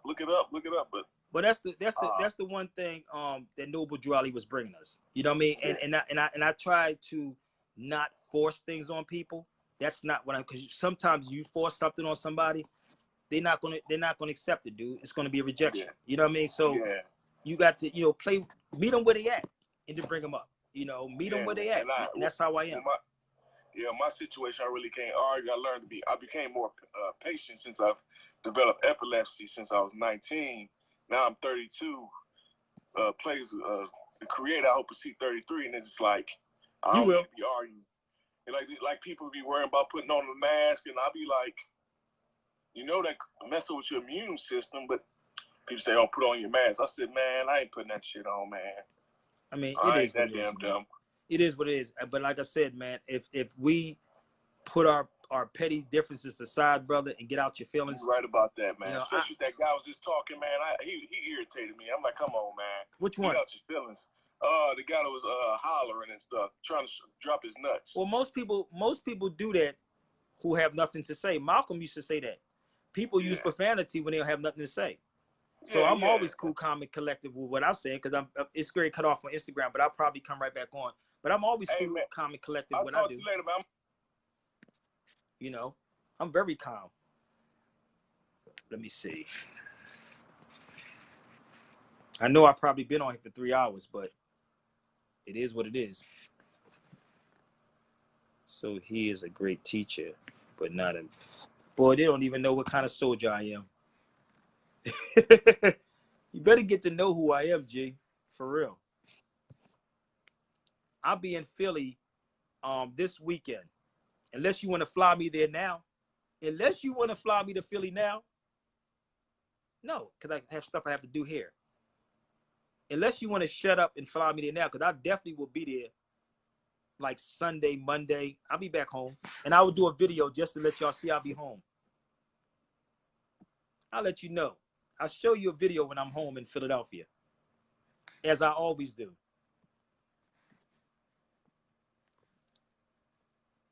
God darn, boy. I told you can come on my feed. The line is open. Anybody that has an issue with Sabir Bey, the line is open. Feel free. I got very tough skin. Oh my God, this guy's crazy. He said, "Go now." Who was speaking before? I don't know, some brother that just joined. You in Vegas? No, G, I'm in California. Damn, why are you asking so many questions? Get on the Facebook, I'll bring you in. What's up, Tahaka? What's good? You can come on too, family, if you want to. You should come to Canada. What part of Canada? I was up in Toronto. I love Toronto. But I'm actually going to go back overseas. I believe the middle of July or August. I'm going back overseas. Who is it, Mike? Oh, right. Oh, man. Let me see, Ray. My bad, Ray. I didn't even know you was on here, bro. I didn't even know you was on. Hey, man. I'm just curious. I mean, since we already got like 24 states that's already got the National Guard deployed, we got protests everywhere. So now we to the point where even if you had them printed out and you handed it out, I mean, you'd only be in one location. So based on what we have now, we're on the borderline of being really fully under martial law, where we're fully occupied, right? So this is bigger than what we think. It's not even about that anymore. I mean, it's just so many. It's on so many levels, because I don't know if you watched the video of when he died, but when the EMTs came and picked him up, those weren't even EMTs that picked him up. You know, No, everybody it's weird. I watched it, and you know, I can't listen, bro. I'm gonna be real with you, bro. I can't speak on it because I wasn't there. I mean, I wasn't there either. I'm just telling you what I saw. But this was crazy. I posted on Facebook yesterday. They took it down within 5 minutes. So I know it's true. That's basically what they do. They take down the truth. But what I'm saying is this. I mean, we can talk about everything that we know, but what we need to do, we gotta strategize quickly. We gotta distribute information. We gotta take action. Otherwise, we're not gonna have anything to talk about this. I'm wholeheartedly with you, and I said this, and I'm gonna say this again. I said, what if the nation that is Hebrew Israelites and the Moors all came out? Do you know how we can squash that? I mean, it would. You know what's crazy about it? It would be the narrative behind it, though. How would we control the narrative? Because what they do is, you guys would say you're out there, you're gonna be in one location, one state, right? No, let me tell you why. Right? You can have your own camera people, brother. You can, but I mean, still, they're gonna. It doesn't matter. This is the thing. This is the thing. My point is this: who would you be addressing, though? You know what I'm saying? Like, you got to be on the ears of somebody that can actually take what you're saying and make it. You can talk to the people. Because otherwise, you're just going to be talking to the cops, and that's not going to be. They got feedback, Ray. I'm sure they're probably blocking what I'm saying, because what I'm saying is real. Yeah, they got feedback on it. Let me call you right back, see if it works. All right. Tony B, what's good? Tony B. Tony B is out in Oakland. I was just up there in Oakland. Peace. Salute, Sabir Bey. How you doing, brother? What's good? Brother, I'm good, brother. You know I be name dropping you all the time. You my man. Everybody does that, man. That stuff don't even faze me, bro. It is what it is. But for real though, I be messing around with you. I be joking a lot, man. But we at the point now, right? Whereas though what I've been saying is what I'm demonstrating. In fact, we at the point to now where we have to demonstrate our mobilization of unity. You I understand agree. what I'm saying? Yep, I agree with you. So when people say to me that the nation and the Moors got to come together, I'm really not buying that per se, unless we come together with a concentrated effort to move together. Because we all can come together. Like we can go out there with the rioters and be together. It'd be the Moors, the Hebrews, and the Nation of Islam. But then what? Yeah, There you is know what no the funny sense. thing is though, honestly, Tahaka, we're not even together now. That's Exactly. like, let's keep it real. We're not even together now. But I said to show that presence, like what all the madness that is happening, that's what the presence in and of itself. And I'm like I said, you can build and disperse the information amongst the people. So again, my thing is like just try it. You follow me? Let Like me say this. do it. Let me say this. One of the major things that we have to recognize and realize is that dispensing information amongst people will never win a revolution. Never. What's going to win a revolution is people getting organized and executing educated plan. Now, everybody don't have to be super educated. Nope. But those who are more wiser than the less wise, because there will be more wise than less wise, must guide the less wise into the practical solution. But before that can happen, we have to be off the grid. We have to be off the grid planning this execution. That's not going to happen on social media. You know what I'm saying? No. That's why I don't take social media serious. Everybody get mad because I get loud, I joke, I giggle. I don't take this stuff serious. It's social media. What's serious is what we got going on here in Baltimore. When I come out in the streets of Baltimore, or you go out in the streets of Philly, that's what's real. People looking for those who are going to take us to the next level of liberation. This talk stuff ain't nothing. I don't take this stuff serious, and nobody should ever take this serious. This is why I laugh. This is why I take the shots. Oh, he a clown. I don't care about that. Pull up and we see all about that. But the real battle is what you see on the ground. So the practical solution must be worked off the grid. And if you're willing to lead people, then we can work together. But if we're just willing to tell people what happened in Spain, what happened in Morocco, and what happened over here and over there, that ain't getting us nowhere. Well, The why that happened. The reason why I talk about that is because people ask me on here. So when people ask me my experiences when I go over there, that's my experience. So traveling make you a great storyteller, and that's the key. So that's the importance to unify with people internationally. Because when you talk about what Noble Drew Ali said, he said to uplift fallen humanity. He didn't say a clique. He said fallen humanity. So if the human family is fallen, it's our duty and our job to go to those people and uplift them.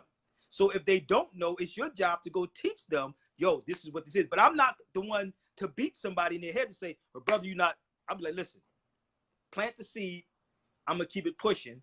And you're going to get with me about 2 or 3 weeks later and say, okay, Sabir, that's what you were talking about. So when I'm moving around, even when I first moved to LA, I had a Crip in the blood in the barbershop. Said that we don't even supposed to be in a room. If anybody knows about Inglewood, if you know about LA, you know how crazy that is. So when I was bringing these brothers together, why did I do it?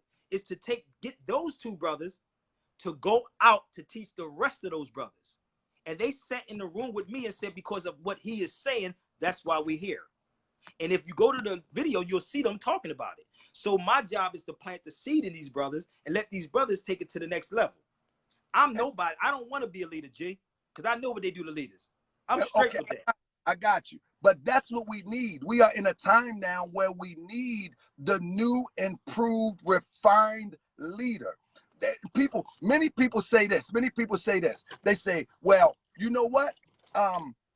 We don't need no leader. Taj Tariq said, just teach the people and they'll figure it out. They'll find their way. He didn't say it in those exact words. No, but I know, because Taj wouldn't say that way. I know Taj. No, he didn't say it in those exact words, but basically I said to him, this was a private meeting. Like many people think me and Taj got a beef, but I keep telling people Taj is the most warm brother that you ever could meet. I just disagree with the brother. I don't hate the brother. I just disagree with him. And it's okay to disagree. That brother's known very, boy, you'd be surprised how many people. No. What I'm saying is, but I said to to your point. But I said to Taj I said, Taj, with your influence, if you believe, and I said this to him personally in Delaware, a private meeting, we've had 2 of them. I said, if you believe that these Europeans don't have a delegation of authority, if you believe that they're operating in commerce on our land, then let's get your followers, if that's what you want to call them, supporters. I get mine, and let's meet at a neutral location and let's address it head on as a group, an organized group. Well, I'm gonna say this, and I can't speak fully for Taj, because Taj is 75 years old. My thing is like, it is what it is. But I know whatever I say, dude, Taj want to come. Like I said, I have a dream team that nobody knows about, that I can sit at any table with anybody and drop everything. These dudes that's not even in the movement anymore. These are actually Moors that's not even in the movement, that's dealing with their family. And if I put these brothers in a room and I stay in contact with them, it's bananas. They will tear down his law, tear down the history. And I said, I can bring them to the table. But they want to know what we coming to the table for. But Todd come too. This is what I'm saying. What we have on the ground is where we need to execute what's organized from the table. That's true. We execute on the ground. If we're talking about law, I had a live stream today and I was telling everybody, man, our problem is political. It's political. What's going on, brother? It's from laws that has been put in by those who have hold been on 1 second, Taka. Give me 1 second, but you got to hold on, okay? 1 second. All right, I got you. 1 second. Go ahead, Taka. So it's a political thing. So in order to dismantle this, we have to attack it from a legal, lawful, and a political standpoint. If we're not moving on that, we might as well just make goofy Facebook and YouTube videos. We must dismantle it from a legal, lawful standpoint. Now, in order to do that, we got to have a central point man or point woman that represents the group and be able to articulate how we dismantle it. That's true. And I said this before. I said this and they call it a lobbyist. I said that. I said this many times before. It has to be a lobbyist. That's what you have to have. Someone who knows. Not somebody's going to bring religious dogma in. Nobody's going to talk. No little clique. We're going to deal with strictly civics. Let's deal with law, but you must know the law. You can't bring a person that don't know the law. You have to have somebody that know the lingo, know the codes, know the regulations, know the ordinances, know what a home rule charter is. You have to know these things. You have to be very well-rounded in all of that to know which and how to say it. But hold on 1 second, Taka. I got a young brother over here on Facebook, on Instagram. What's up, bro?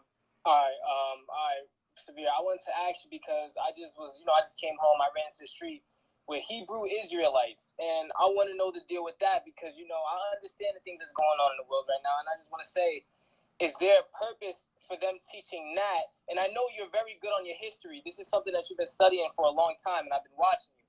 So I just want to know the big thing on the Hebrew Israelites that's outside preaching the doctrine today. Is that something that we should be listening to, or is that something we should take in consideration? Because they out there and they putting in that work. Let me tell you something. Listen, let me help you out, bro. Whatever somebody's religion is, brother, I let them be. Like people try to get me to go at it with Hebrew Israelites. I'm not going to argue with them. They're my brothers. I'm not here because in public. But one thing I would say, I call them Power Rangers. I'm gonna keep it real with you. That's my joke. But one thing I would say is that you're coming out of a King James version of a Bible, which is copywritten. And I asked them a simple question: can you copyright the word of God? Yes or no? You ain't got to beat around the bush, and you can't, right? Then I'll tell them to open up the beginning of the book, and the book says copywritten. So I'm not going to beat them up too much because I know they don't know. You follow me? I know they don't know. But they only know what they're being taught. Man knows not without being taught, right? So they don't know, but they are still our brothers. Period. They just lost. So our job is teachers. We get the brothers some wisdom. Our job is to teach. You follow me? Yeah, I feel you.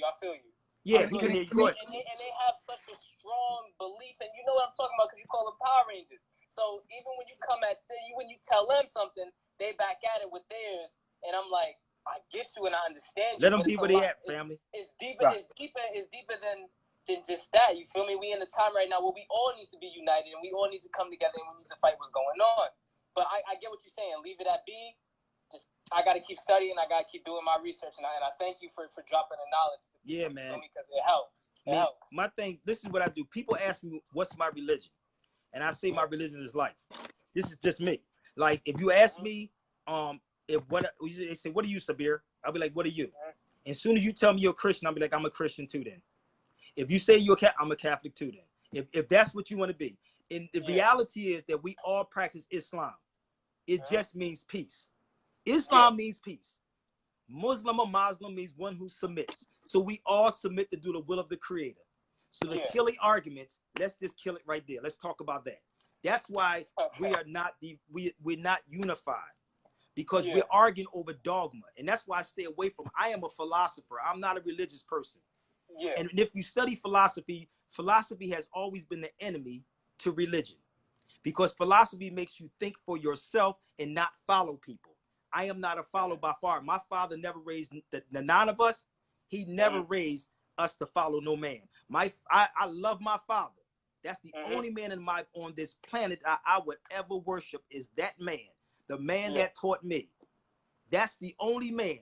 So if anyone has an issue with that, that's your problem. That's not mine, because I look up to my father, who took and raised 9 of us in a household, not separate, in the same household with my mother for 53 years. You follow me? That is the only man that I would worship, is that man who taught me to be a man. And I want everybody to think for themselves and not follow what other people say, and question everything. Question everything. I hear you. And answer what is true. That's in the Bible too. Like they was going off for a minute, but it's like I'm just sitting to myself like, damn, yo, like dude, I don't have time for arguments, brother. I feel you argue with yourself. That's fresh out the window, especially in today's time. That's out the window. We don't got time to argue. No, sir. And I thank you, Sabir, for the quick thing for me, man, because I just want to know, like, you know, like what's the deal with all that? Listen, stay focused, brother. Listen, stay focused. I'm a T2, you a T3. Do better than me. That's what I tell you. Do better than me. I appreciate that, Sabir. Go on and do your thing, man, and don't stop, because it's helpful, and we watch it and we see you. Give thanks, family. You know, thank you so much. I appreciate you. And thank for the rest of your day, you take care. No doubt, no doubt. Peace, man. We back. Well, let me before I bounce. You know what I'm saying? First of all, this is my position, man. Everybody is dominating us as nations. Nations are dominating us. You follow me? In the hood, I was speaking about it this morning. In the hood, the Jews, the European Jews came in, and they started their Finkelsteins and all of these corner stores. And then after the Jews came in, they passed it to the Chinese and the Koreans. Then after the Chinese and the Koreans, they passed it to what we have now as the Arabs. You know, everybody, these nations have been dominating us and whoring us, you know. And so in order for us to come up out of this situation, whether we like it or not, we have to mobilize collectively. We can learn all the sciences we want, all the religions we want, but until we mobilize collectively, we are going to be dominated, because your philosophy is yours, mine is mine, my religion is mine, yours is yours. All of that's fine and dandy. But when the domination comes, they could care less about your philosophy. Well, do you know what philosophy? Well, do you know what philosophy is? So we need to selectively come together. Period. I know that, but did you understand what I meant do you know what philosophy is? Because you said your philosophy is mine. Do you know what it is? So philosophy is a person who thinks for themselves. When I hear people speak, you're not thinking for yourself. You're repeating other people. You are basically saying this. I think, and when I see things, I'm going to speak it. This is what it is. Okay, I feel it in me. That's not right. So we're talking about building bridges. Reason why I went over there, it wasn't for vacation. It was to build bridges with people internationally, which we supposed to be doing. So now, if we need to help, what though? What are we building for? To build for what? Well, you just said that we need to do collectively, right? Resources.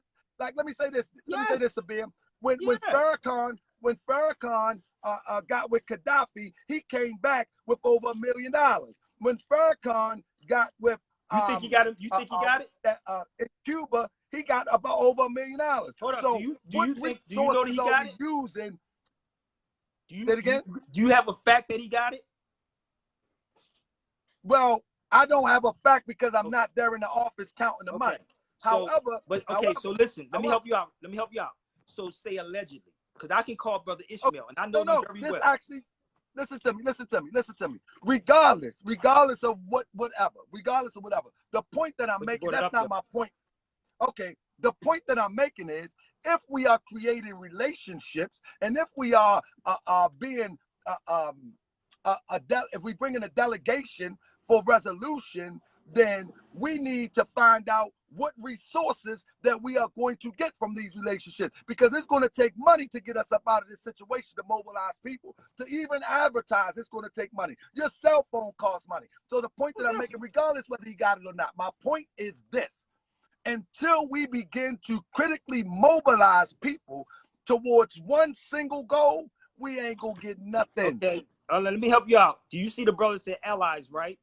And if what you keep saying is that the resources, right? What resources are you giving to other people, other nations? Listen to me. This is what I'm telling you. What you see resources from them, right? It's the two parts. What resources are you giving to other nations? It's two parts. We don't have any resources. So guess what I need to do? I need to be at home mobilizing my 1 cent, my 2 cent, with my 3 cent and my 4 cent around the country, so we can have a resource to have something to bargain with. Right now, we are on the bottom. Can I tell you that we do? If I set up there and told you how much stuff I have, resources, right, to actually go over there. I got stuff I'm going to take over there. So I have resources with different people. I'm doing it every day. I do have it. I don't know if you follow it, but I have it, right? Brother, so I'm speaking about my brothers in Philly and Baltimore. I'm not in Philly. We are on the bottom. It's not just Philly, and it's not just Baltimore. We are on the bottom in the United States. Listen, it's Chicago, it's Detroit, it's California, it's all these places. It's not just Baltimore and Philadelphia. It's everywhere. What I'm saying, we need to, charity starts at home. We need to mobilize and organize our people towards a resolution, a solution.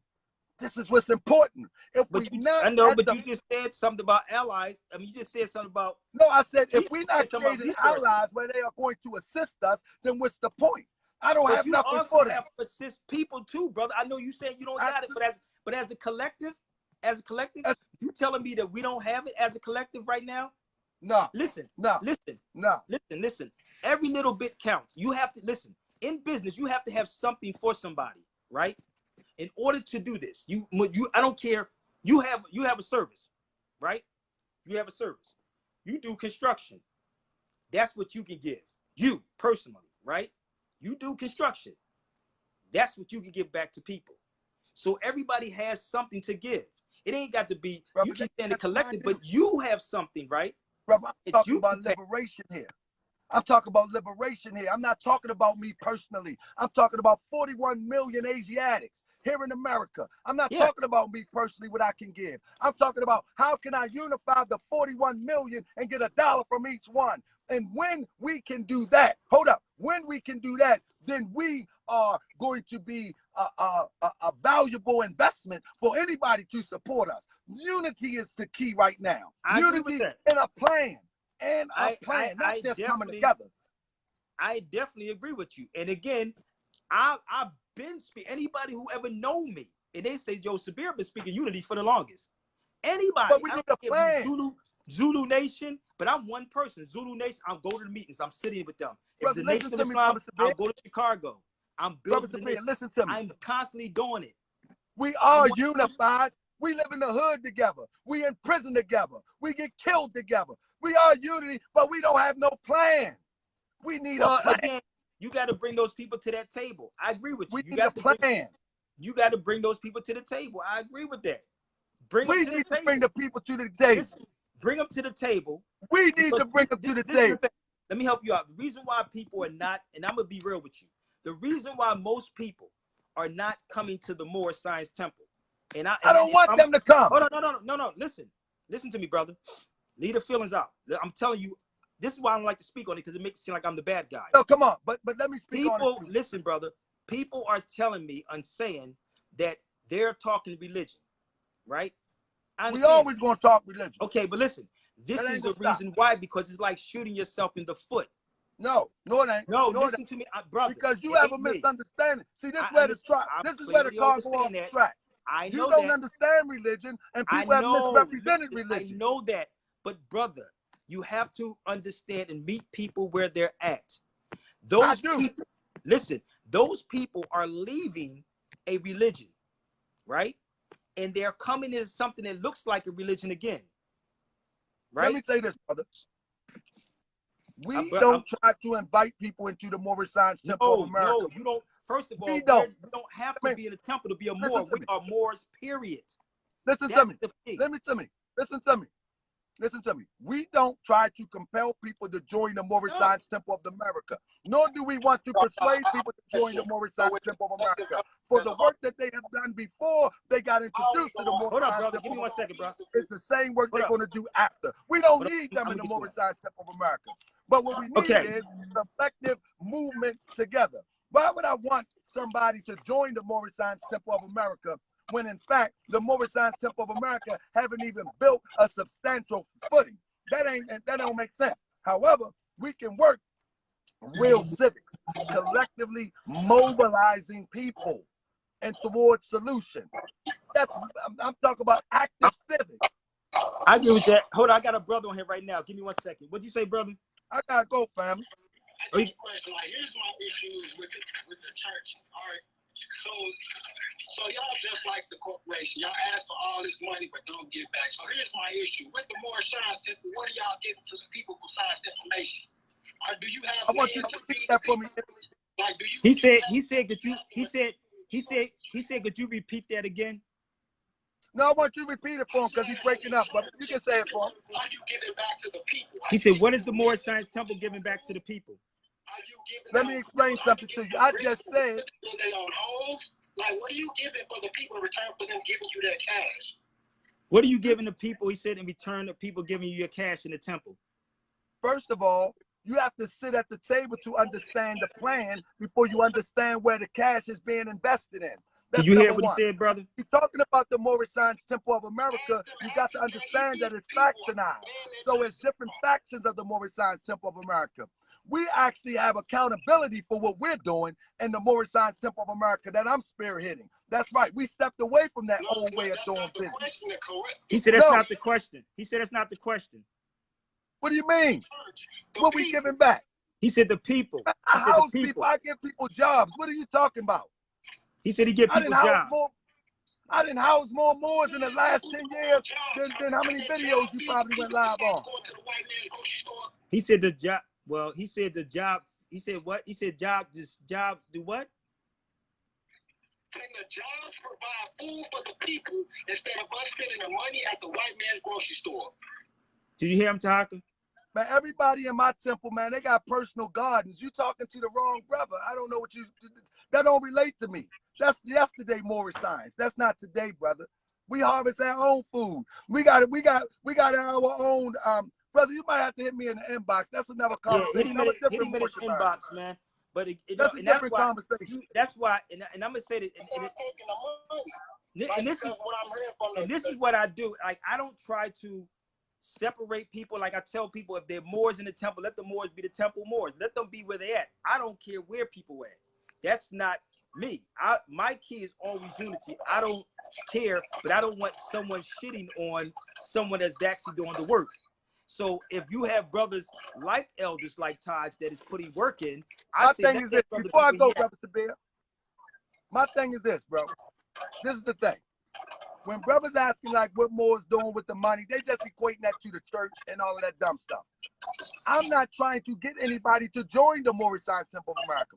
What I'm trying to get people to understand is that there's a plan on the table. Will you be with the plan to help liberate our people?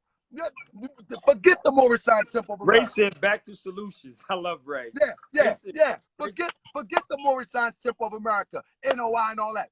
If I put the plan on the table, will you be with the plan to liberate our people? That's all I need to know. And if you're not with that, the conversation is over. Y'all buy 100 acres worth of land? No, we can't. No. He said, no, we can't. No. If you can, then what are you actually giving to the people is my question. What I'm telling you is that what you need to give is yourself, and we need to get 100 more of you to give themselves, and then we will have something. Why you keep talking about yes? We don't have nothing. I keep telling you. Not a collective bargaining, bro. If I'm coming together and I got 5 See, people you wanna want buy something. things, See, that's that slave mentality. You want something, but you don't want to give nothing. You still a slave, brother. Let me stop this, y'all. No, Because that's that slave talk. You want something. What can the Morris Science Temple of America give? Brother, what you giving? Join and you give something. If you ain't giving nothing, you got to move argument. listen, bro, hold up. One at a time. One at a time, y'all. But listen, one at a Brother, time. you got to move argument. You want something. You a slave. You still a slave, man. You still a slave, man. We don't have nothing. I'm telling you. Let me. Yo, listen, because I'll cut both of y'all off. Listen, let me say this. You have to have something for someone. It doesn't matter. We got the plan. Listen. Regardless, brother, we need something. What right? you got? Brother, If what you got? negotiate somebody with whatever you have to negotiate with. You can't negotiate with anybody if you don't have anything. And this is what I'm saying. You have to produce. We have enough, brother. Listen to me. We have enough that if we produced something, right? If we produce something, you can have something. Listen, brother, I already said that through our unity, will we produce our value. Feel you, but I said that. Listen, even with you, like I don't even rock with Tariq Nasheed. Like he's the brother's good at what he did, but he has a product. He has something. Listen, that brother made so much, regardless what y'all want to say about this man. He made so much money off of those 5 DVDs that he can take a part of that, right? He can take 20, 30 grand and produce and create something greater, right? So what I'm saying, whatever you have, whatever your gift, whatever your craft, you can take that and help and take, like I say this in relationships. If your woman is making 80,000 and you making 20, you take that 80 and 20 and make it 100,000. You follow me? But you have to have something. Brother, so all we doing is remixing what I already said. I understand. We But brother, remixing what I already said. Like you got to come I together. said we need to come together. Let's stop asking what we have. Together for that part. Listen to me, and I'm gonna tell you. Yes, we do. Listen. Yes, we do. Listen, I just said to you, right, brother. Listen to me. I don't listen, brother. If that was possible, it would have been done. No, you know why it's not happening? Because of jealousy, envy. No, it's not happening because we promote that energy. We promote that energy. Let's stop promoting that energy. Instead of the brother talk about what the Morris Science Temple of America has, why don't we promote, brother? Come on, brother. What do you have? What do you have, brother? But see, now you asking him what he has. Listen no. What do you have? And I'm gonna tell you what I have. It's not what the Morris Science Temple of America. What Sabir has. What the next person has. And we go from there. I'm not here to beat up the Morris Science Temple. We're not there. I'm not. No.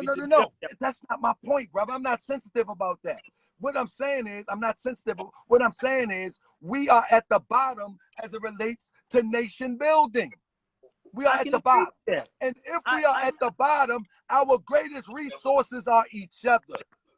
Our greatest resources are each other. Let's stop asking what each of us have and use us as a resource by coming together is the point. Brother, I agree with you. But the thing is that this is the thing, bro.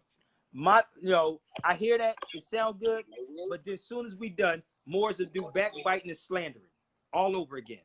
That is because we're not at the table, brother. At the table, brother. If I listen, if I can. You see the energy you put out. See that energy right there. Soon as we finish, Moore's be backbiting and slander. We gotta stop that energy. Listen, if we gotta stop that energy. Tahaka. You put the energy out there just now. No, listen Your thoughts are powerful. Your thoughts are God. You just put out there that when we finish, Moore's gonna be backbiting and slander. You put that energy that's out the there. reality. Is no, the reality of think 100. The reality of think unity. Think love. Think 100. Stop thinking in the low. Stop thinking low vibrations. Every time you think low vibrations, that thought goes somewhere. Okay, that but you don't have to goes yell. Somewhere. You don't have to yell, brother. I got you your passion, but you don't have to yell, okay? If I come to, somebody said why he's yelling. Everybody keeps saying why is he yelling? Could I be yelling like that? Let's stop thinking in the low. Let's stop thinking on the lower vibration. This is what I would do. listen, and everything I say is going to be, everything I do is positive, right? I will come to Philly. You can come to Philly when we get there. I'll organize that. If you want to be at the table, if everybody want to be at the table, and I guarantee you, listen to me, I will say, let's call everybody to the table. Me personally, that's not, listen, it's not me, because I'm somewhere else right now with it, but I will put it together. I will make it happen, right? I'll say, y'all can sit at the table. You follow me? I'll be the, That's what I was trying to explain. I'll be the mediator. I'm the one, listen, where I'm at right now in my life, brother, I'm not concerned about a lot of things. That's just me. I'm just doing things differently. But one thing that I will do is that I'll sit down and bring these people to the table with y'all. Let me say this. Hopefully it will be in love. Let me say this. Let me say this. Let me say this to you. And buy some land, can we buy the resources that we need? Like, I'm not talking about what's going on in the temple. That's what I mean. Can we come together collectively? Listen to me. Listen to me. Some land like they did in Wall Street. Oklahoma has. If you ready to sit down, that was incorporated in the 1920s. Can we get back to that? Like, with all the religion and all that stuff, that's unnecessary. We need listen to me. Listen to me. We need land. We need jobs for our people. We need to create jobs. Let me say this. Let me say this. For us, that's what I mean. Collectively. But I'm gonna pull you off 1 second, and let Tahaka finish, because he said he got something to do. Yeah, I gotta go. But let me say this. But go ahead, bro. We need to stop talking what we need to do. Like, I hear the brother saying we need to do this, we need to do that, we need to do that. What we need to do is set a date and sit at the table and find out what talents that we have to bring what we need to do to a reality. That's what we need to do. Like I said, bro. Set a date. Now, that's number one. I'll try to. I'll work on it. Hold up, Sabir. I'll work on it. Hold up, Sabir. Philadelphia. Number two.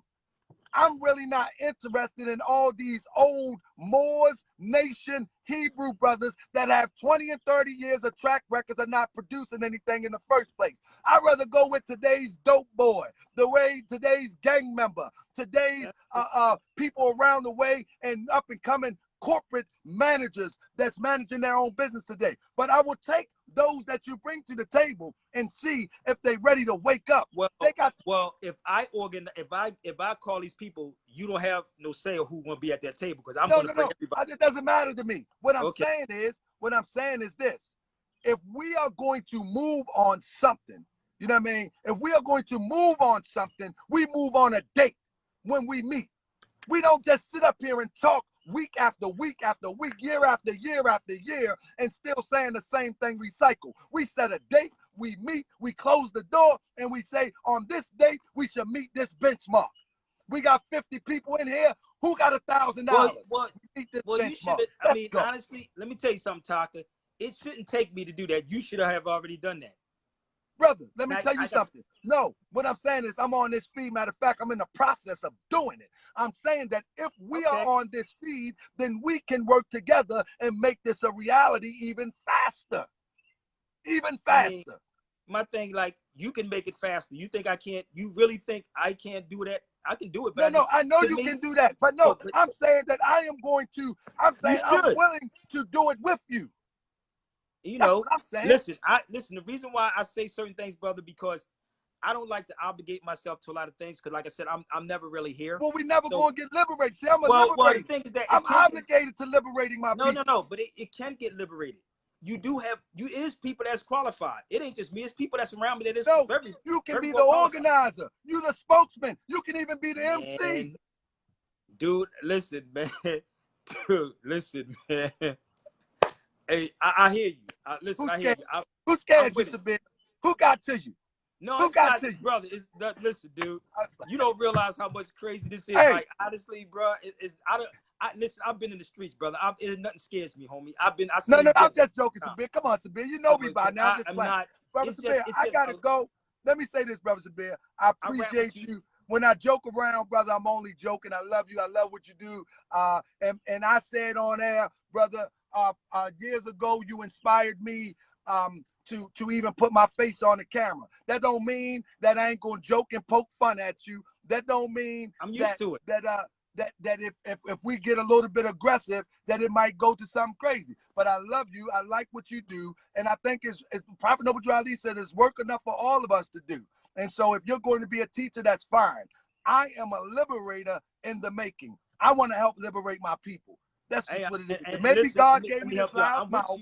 I'm with you on it. I encourage anybody, and anybody knows me, I will encourage everybody who is doing something for our people. And it's not just Moors. Anyone that is for the upliftment of our people, that's where my mind is at right now. That's where I'm at. So I don't say it's I just the just Moors, people because so we're we can all execute. Moors. I'm an executor. I want to execute. You know what I mean? I wanted to say this to the brother that was talking about the Hebrew Israelites. It's just like the Hebrew Israelites around the country. I love them, man. I love Brother Tazoriak. That's my guy. But I have a problem with when we're on a corner threatening, yelling, screaming, making all these poses, but I we're do not too. making any movements. You know I what I do mean? too. Like I have a problem with that, because if I threaten you, you almost can bet I'm gonna try my best to follow through, unless my mind changes and I wake up. I'm not gonna keep on throwing out bad energy or tough guy energy if I'm not gonna follow through. And my thing is, our Hebrew brothers, and I love them dearly, that stuff is not bringing resolution to any of our problems. Period, point blank. And so we need an intellectual, intelligent dialogue and a plan to follow that dialogue to get us up out of this situation. And we need checks and balances to make sure all of us is being honest to the role that we play towards our liberation. And if we ain't doing that, we ain't doing nothing at all. Period, point blank. Listen, I agree with you. I'm I agreeing. appreciate you. This is the No first doubt, time man. we talk, Same here. I'll and let you you ain't later cut on, me man. off. You ain't Huh? cut me out. This is the first. No, no, I don't, dude. I don't listen, man. I keep telling you, I'm a fair dude. I don't cut people off like that Hey, unless they and get I'ma original. still be. I got good jokes, so I'ma still be playing around. But I love you, bro. All right, peace, man. Talk to you later. Yeah, man. I mean, my thing is like, it's you know, and I've been told many times not to put myself in those certain places, because honestly, man, it's crazy, and I just choose not to. I jeopardized my family last time, and I have a little girl right now. So listen, dude, it is what it is, man. She comes first before anything. She comes before all this bull that's going on right now. That comes first. My daughter, period. All this other stuff, it can get done. Because I'm going to tell you, like I said when I started this video, people will get you into this. It will never get you out of this. They'll get you into the nonsense, but will never get you out. Period. That's just how it is. And I have to pick and choose all my battles on how I'm doing things. And that's just real talk. I'm a free thinker. That's just my motto, man. It's like, hey, if you know how radical I really can get, but I just choose not to. Because if they chop their head off, you're done. We go right back to sleep again. So I understand the Most Honorable Minister Louis Farrakhan on why he does what he does. He's 80-something years old. Let this man do what he do. I commend the Most Honorable Minister Louis Farrakhan. So would you walk in those same footsteps and not be tempted by this nonsense out here in the world? Could you not get tempted by all of this? And that's why I asked him, was it a fact that he got the money? We got to be dealing with facts. We got to have facts on this. So I can say allegedly got it. I don't know. So I don't know if he got it, but I can make some phone calls, but that's not even my concern. So I have to do what he was doing to go over these places and make and create bridges with our people so we can get the resources, so we can get the money. So that's why when I said I was going to bring my newspaper back out, I was going to tell everybody to put their name in the newspaper. We can make it internationally. That's the commodity. That's something that you can sell. That's something you can sell internationally. When these people are moving around selling argan oil from Morocco, you can sell argan oil and make mad money off of argan oil. That's making allies. The passports, right? The passports are for you to travel internationally and network. That's what a passport is for. So you can network internationally. You follow me? That's what we have to do. I can't sit back and keep watching the same conscious game that's going on. These conscious cats, some of these cats is crazy. Crazy than motherfucker. Hey, what's up, fam? Peace, what's good? What's good? Got me? Yeah, the point that the brother made about the minister. Yeah. I had read this a long time ago. I had read that Libya wanted to give him actually some billions, but the government blocked it because they was gonna have the minister arrested due to they classify Libya as a terrorist nation. I know. So they put that pressure on him, and he had to decline the money at the time. Now I don't know what went on behind the scenes, but that was in the news, something that I read. But it seemed like everybody wants the same goal, but it's just about knowing how to do it. That's how I see it. Yeah, but this is the thing. I remember talking to Damon Wayans one day, and Damon Wayans gave me some advice. I never forget, in New York, we were talking, and he said, if you produce something, the people will come. If you produce something good enough, the people will come. And that's what I was trying to share with my brother Tahaka. If you produce something, the people will come to it. You follow me? But you have to produce something. If you're not producing anything, who's going to come? They could be like, nigga, what do you got? If you ever notice what we sell at our black events, everybody got shea butter. Everybody got oil. Everybody got sage. Everybody got the African garb, right? The same thing. Show something different that we don't have. There's somebody have a product that no one has. You follow me? So when I did the calendars, who made a calendar? Who in the conscious community made a calendar with all of our scholars in it? I did.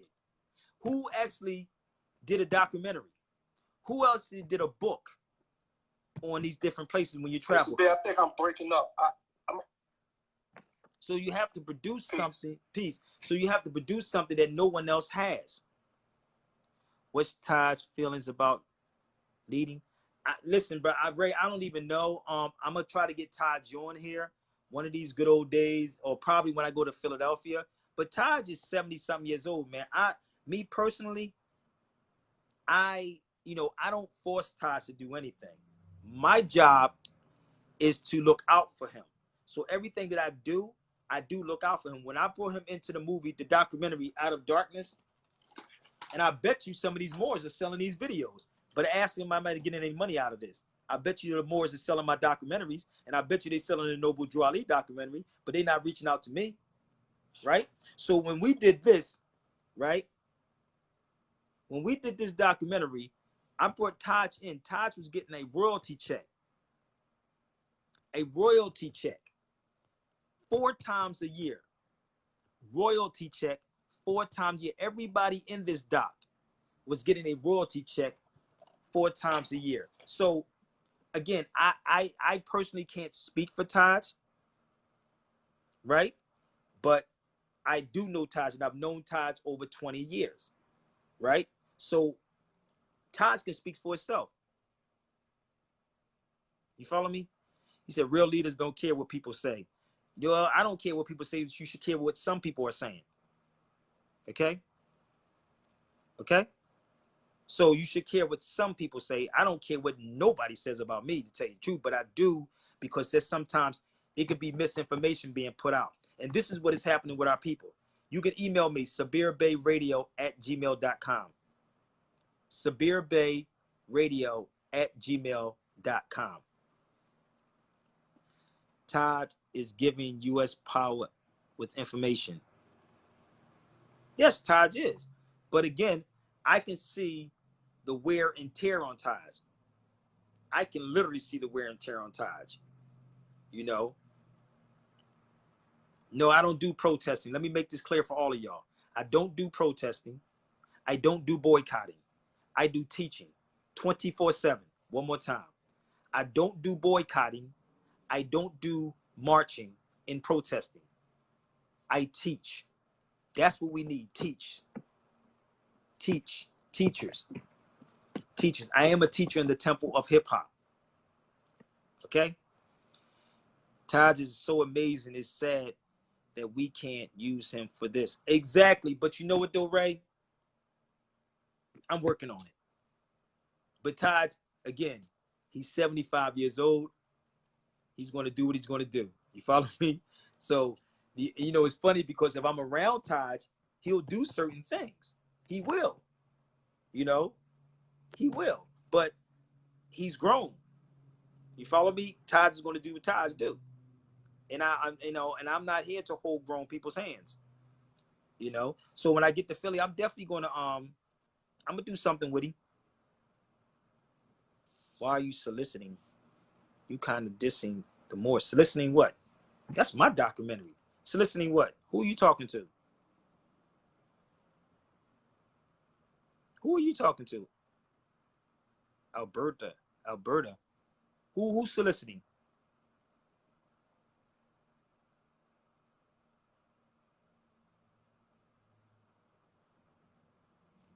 Yes, Taj is always here to inspire.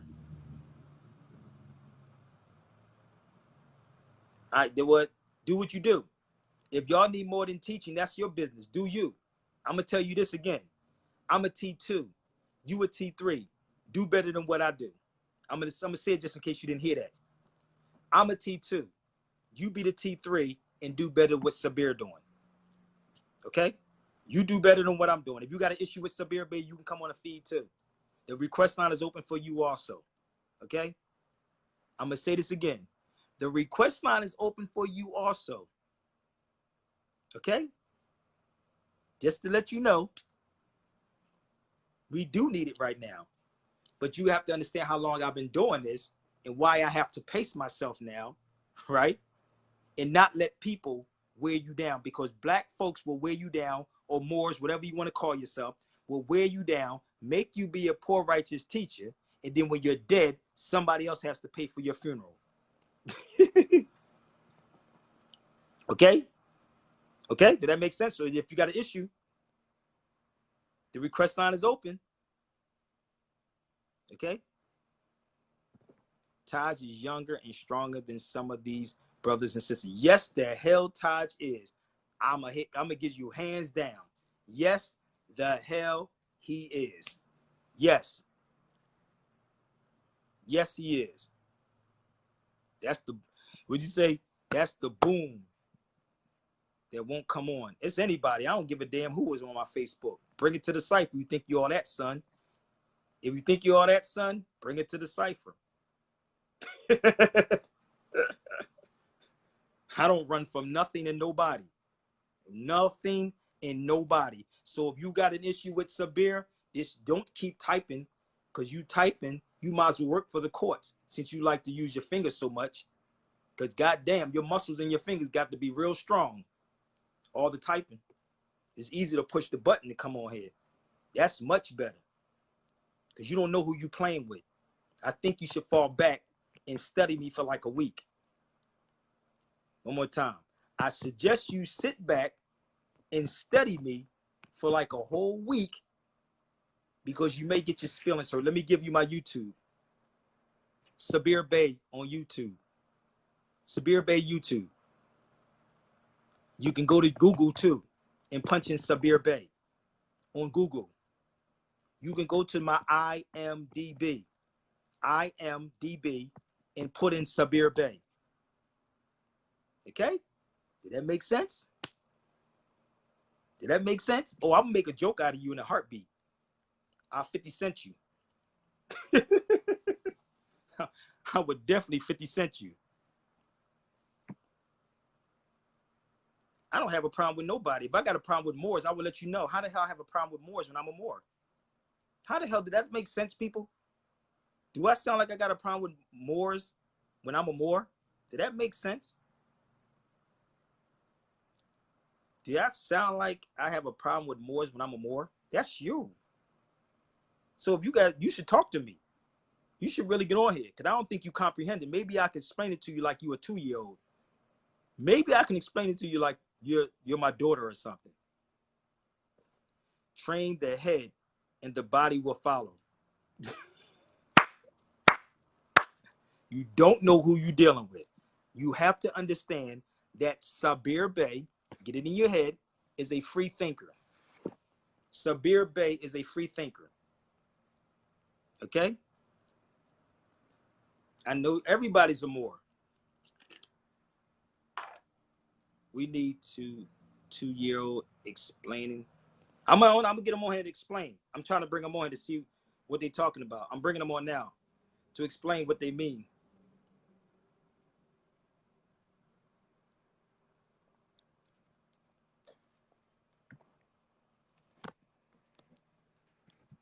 It's saying adding.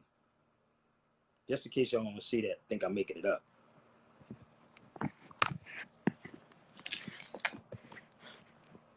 I'm fair. I'm a very fair dude.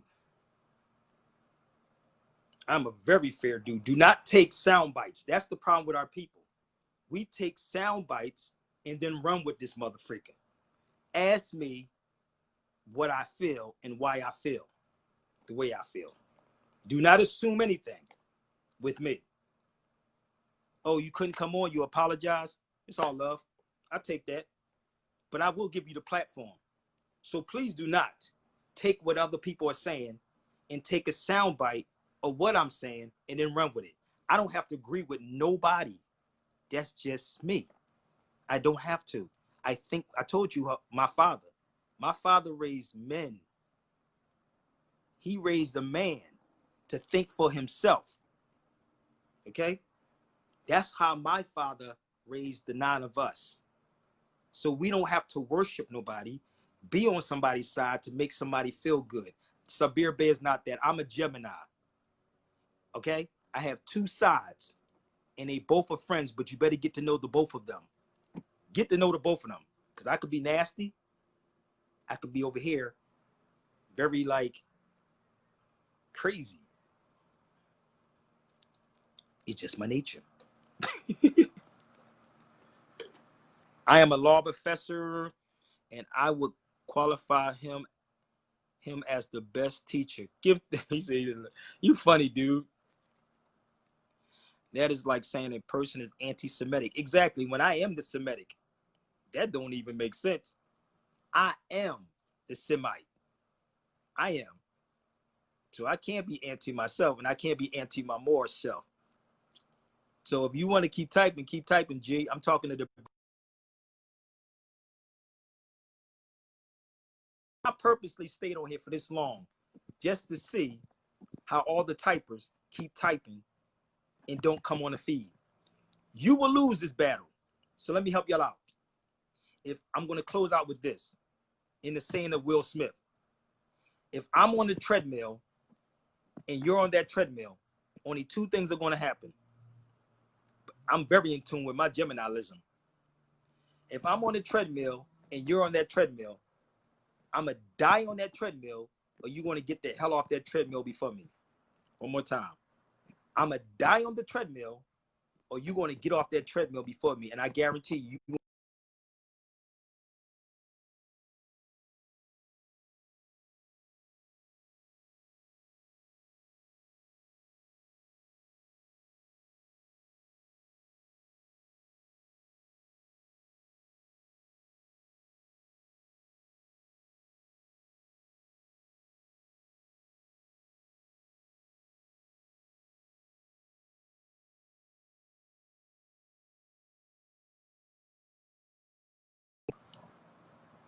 The longest you ever stayed on? I stay on purposely for a reason. Sabir Bey, do you listen? I do have Zoom, but they charge you to be, if you go over 45 minutes on Zoom, you have to pay for it. So if you want to help me out, you can. I have a Cash App. It's right there. $ Sabir Bey. The Cash App is there. They charge you on Zoom. So listen. You great work, brother. Keep up. Thanks. Peace. No doubt. I appreciate everybody. Now I got to get off here. Y'all can share these videos out. You can go to my Patreon. Check it out. I have some old videos up there when I was overseas. The Patreon is The Sabir Bey Show. So y'all that's not on it. Again, the Patreon is The Sabir Bey Show. The Sabir Bey Show. Okay? You can also go to my Cash App, $ Sabir Bey, or Sabir Bey Radio. You can go to PayPal, sabirbeyradio@gmail.com. If you want the calendar, if you want the Out of Darkness, you can go email me at sabirbayradio@gmail.com. sabirbayradio@gmail.com. Okay? Any kind of bookings, one-on-ones, let's make it happen. Dude, I do charge for one-on-ones. All right? So I appreciate everybody. Brother Ray, deuces, homie. All right? Gotta go. Share the videos out. Hit me up on my email, sabirbayradio@gmail.com. Well, you stayed on here long enough. I told you, I play chess, and I create the matrix, and I kept you on my feed for 2.5, 3 hours. I kept you on my Facebook for 2.5, 3 hours. I told you, I create the matrix, and I put you in it, and I knew you was going to stay on here. Suckers.